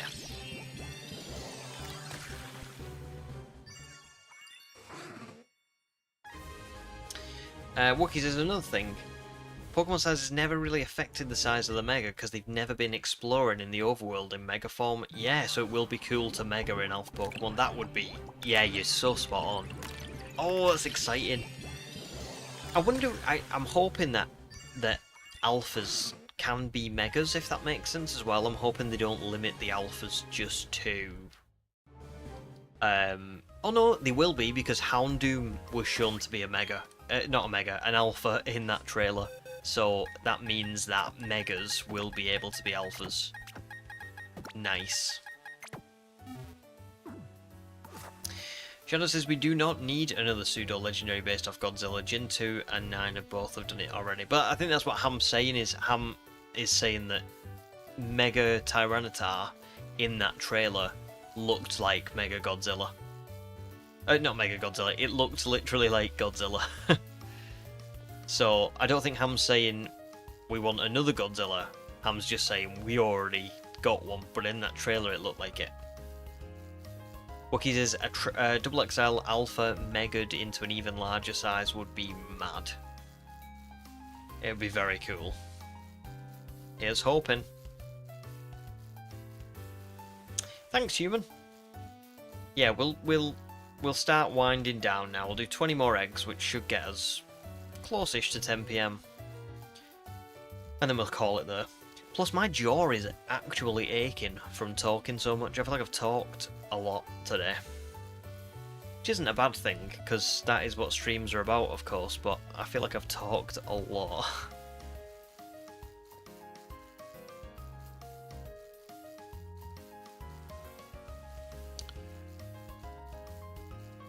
In fact, before we carry on as well, let me just have a look how many eggs I've actually got left. So I've got 5 there, 10, 40, 70, 80.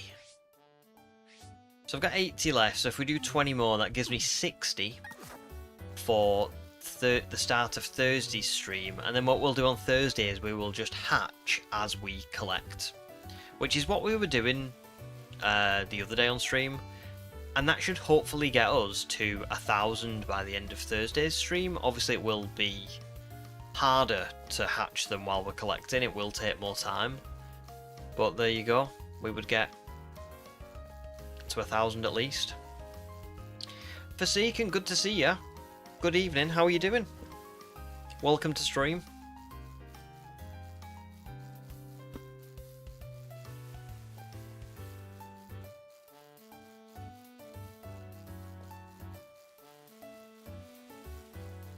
Oh, Shadow says we need a Pokemon based off of King Kong.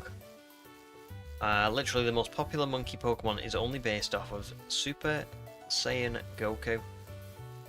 Who is that? Because I'm not gonna lie, I'm like so. I don't even know who that would be. But a king, I would like a King Kong, for sure.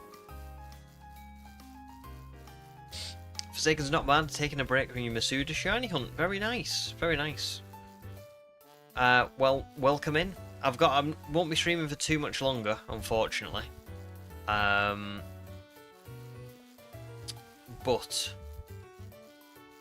I did put a stream up before for the present, so if you want to watch that, that'll be up. And yeah, I'll be back on Thursday, streaming again. But we're kind of running out of eggs and we're running out of steam here. So we're going to do another 20 eggs, including these 5, to take us to 875, and then we'll see whether we get it or not. I'm going to guess not, personally, but we'll see. How was your Masuda shiny hunt going anyway? How many eggs have you done? And Shadow says, Infernape, have you seen Bro against Paul? I love that Infernape battle against Paul, but the problem is I don't know who Goku is. That's my problem. I am... Is Goku Dragon Ball? I feel like I'm just not well up on that. I never really watched that. Which I know is kind of weird. But I just never did.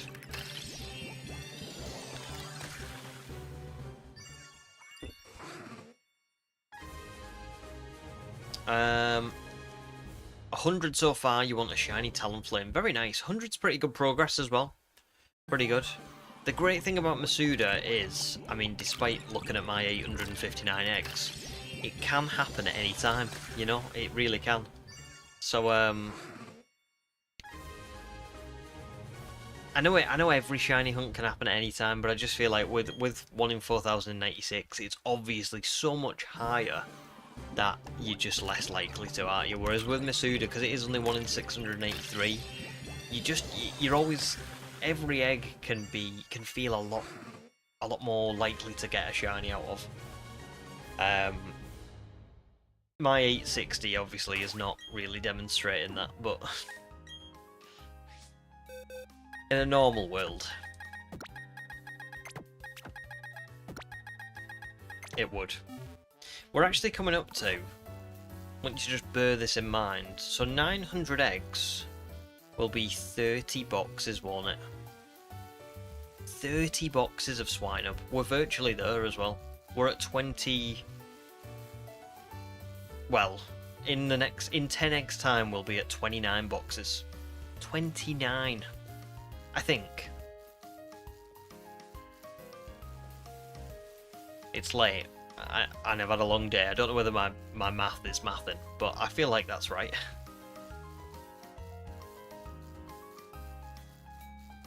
Human says, oh, the other great part about Masuda is the fancy Pokeballs you can use. Moonball, Zorua, my beloved. Very true, very true. I mean, I'm going for Swinub in a heavy ball, because I thought Mamoswine really suited a heavy ball, and obviously you only really get one heavy ball given to you in most save files. So so it's a really nice opportunity for me to get a shiny and a really cool ball that I wouldn't usually be able to.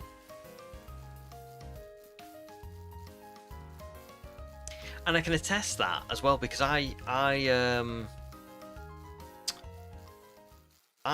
catch the Mamoswine that I'm using to breed for these eggs, I went into Sword and Shield and I caught a Mamoswine with a heavy ball, and I remember it took me 5 or 6 resets to get it in the heavy ball.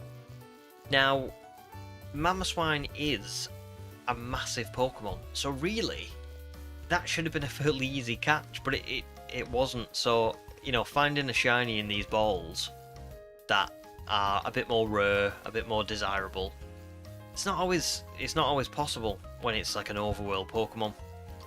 So Masuda's really good for that as well. Spot on, human. Ham says, how do you choose Pokeballs for the eggs? Do you mean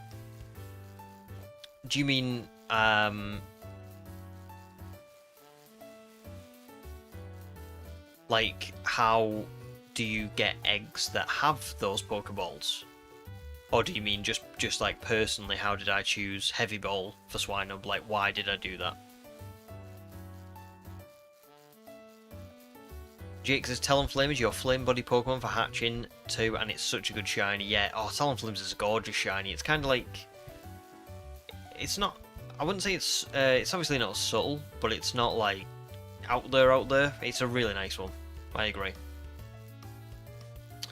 Mine's Magmortar, just out of pure laziness of not catching something else.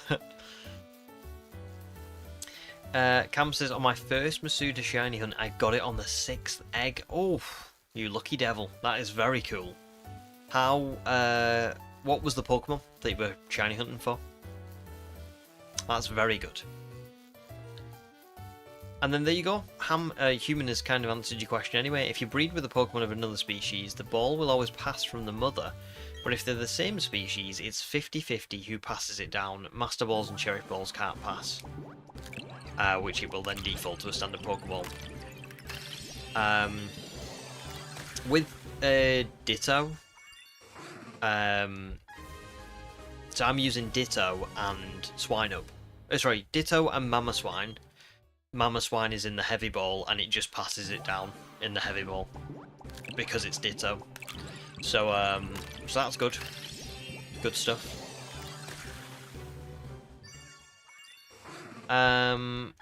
Oh, and how did I choose the heavy ball as well? Yeah, I think I had a look at what ones I had available in Scarlet and Violet and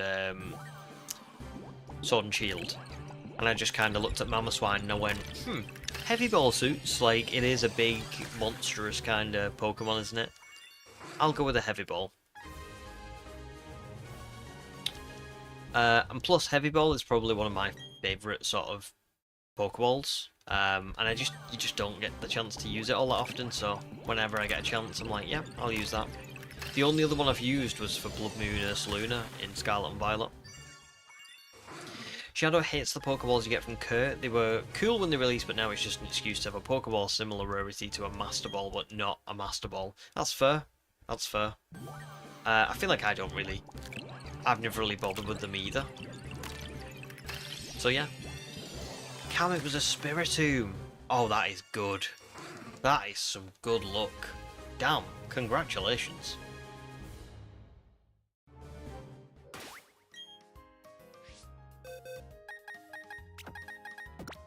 The more you know. But yeah, very good explanation from Human. There you go. I never really, like I say, I just kind of use Ditto. Because I end up getting mixed up with all that stuff. And obviously I'm trying to do Masuda anyway, so it works out, but like, I just end up using Ditto. But it seems to have worked. 10 more eggs, guys. 10 more eggs. Does anybody realistically think that it's going to be in these last 10 eggs?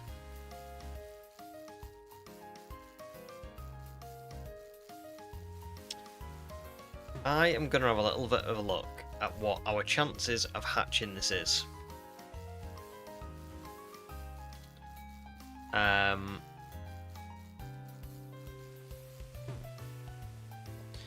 Yeah, let's have a little look. Shiny odds calculator. I do love these.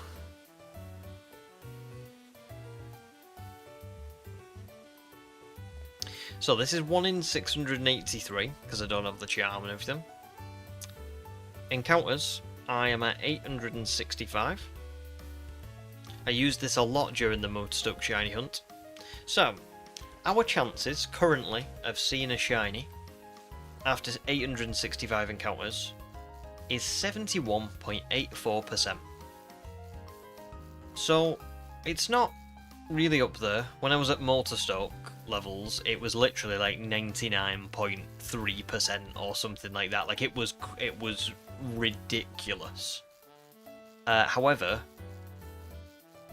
we're not too far over odds, are we? So it's kind of, 71% is not too bad.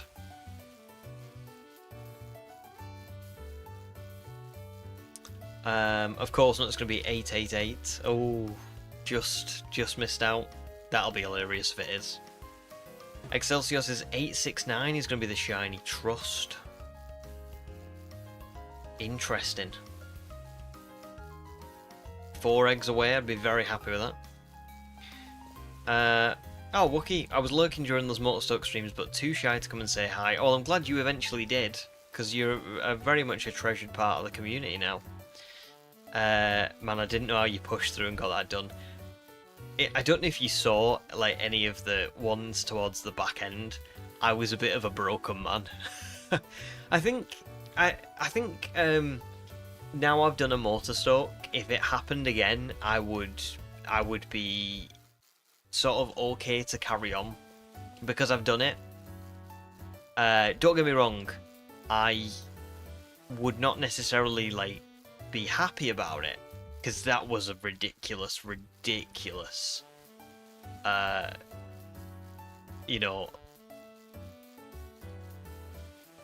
undertaking, but I think I could push through and do it again because I think I would know that like I've got the mental fortitude to do it.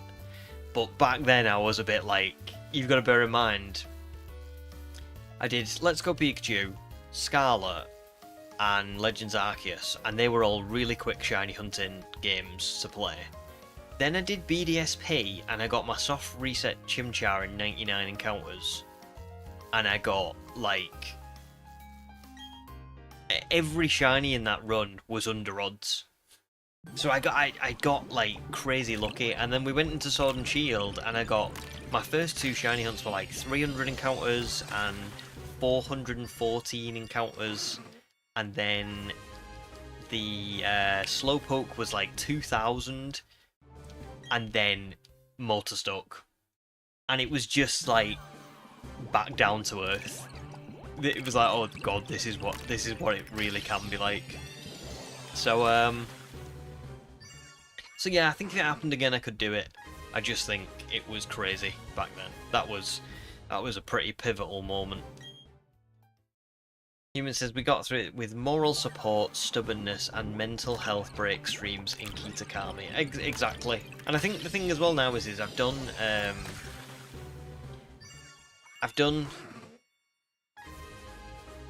huge shiny hunts, haven't I? Like I've done a lot of my videos now are like the bigger ones. They're done. They're out there.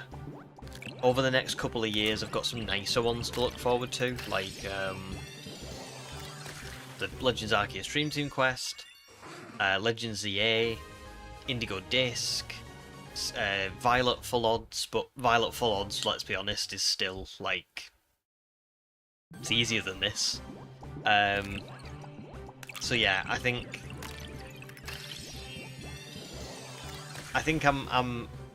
I've got a couple of years before I've got to worry about anything too crazy again. But we'll see. That's honestly hilarious. You remember showing your streams to your partner and her explicitly asking if you're okay? Yeah. Do you know what a part of it was? Because I was still enjoying streams, but it was it's so weird when you've got a channel. You put like such a pressure on yourself to get stuff done for a certain time. Like I'm having a lot of fun with this video, but in my head internally, every week, I'm like, right, really got to get the shiny this week because, you know, otherwise I'm not going to get the Indigo Disc done, and then ZA is going to come out and you're not going to have time to do the Indigo Disc, and you've been wanting to do the Indigo Disc. And it's ridiculous, really. But nowadays I'm a little bit better with it, where I kind of, like, recently I went, do you know what? I'm enjoying this one, so I'm not going to, like, wish my life away with the Indigo Disc. I'm gonna just enjoy this for what it is, and if we don't get to the Indigo Disc, we don't get to it. I'll play ZA. I'm looking forward to that coming out. I'm having fun. But back when Shield started, it was my first time streaming, and I think I'd only I had 2 streams for Slowpoke before we went to the Motorstoke gym, so I'd only streamed twice before that happened. And it was just, I think it got to a point where it just started to like really dawn on me that I had all these ideas in my head of like, oh, I want to do this, and I want to do that, and I want to do this, and I was thinking, I'm not going to get to any of this. I'm really not going to get to any of this. And if I'd been doing them offline as well as doing them on stream, I might have felt a bit differently. I might have like felt like I was getting there a bit quicker. But because I had put a pressure on myself to just do it all on stream, and I felt bad because we were getting more and more people join, and I was like, I feel bad doing this off stream. I started to just put like an insane amount of pressure on myself to get this video out, and it was just another month would go by, and I'd be like, I've still not got it. Another month would go by, and I'd be like, I've still not got it. So, yeah. I think that's why I looked so, like, dejected. It wasn't even so much about the shiny not appearing. It was more about me being like, I really want to put this video out, and I really want to keep my channel, because it was in a really good place with the algorithm and stuff, and I didn't want to like lose that. But I think over the last year, particularly with streaming, I've learned a lot more the value of kind of like, oh, enjoy this, you know. Doesn't always matter if you don't get a video out on time or stuff. Like, I'm enjoying it, and Yeah, so it is a bit better now. But I think back then I was still in like the absolute neurotic Wayfarer phase. Last 5 eggs, by the way, guys. Last 5 eggs.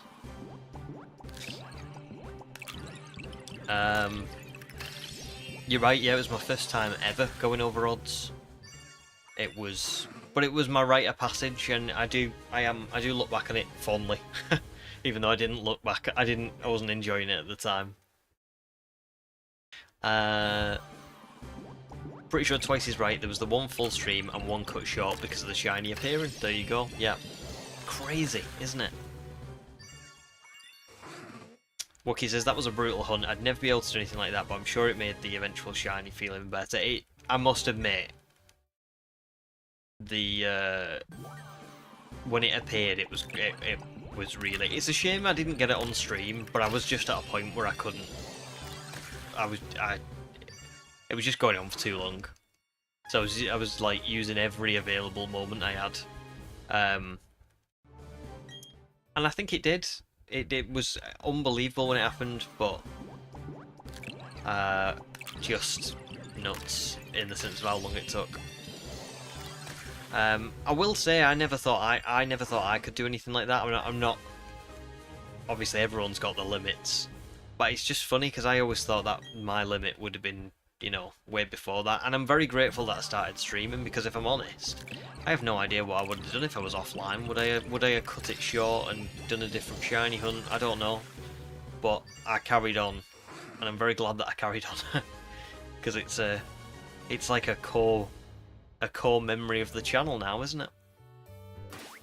And that's it, guys. No Swinub tonight, which is unfortunate. Yeah, I must admit I'm surprised a little bit.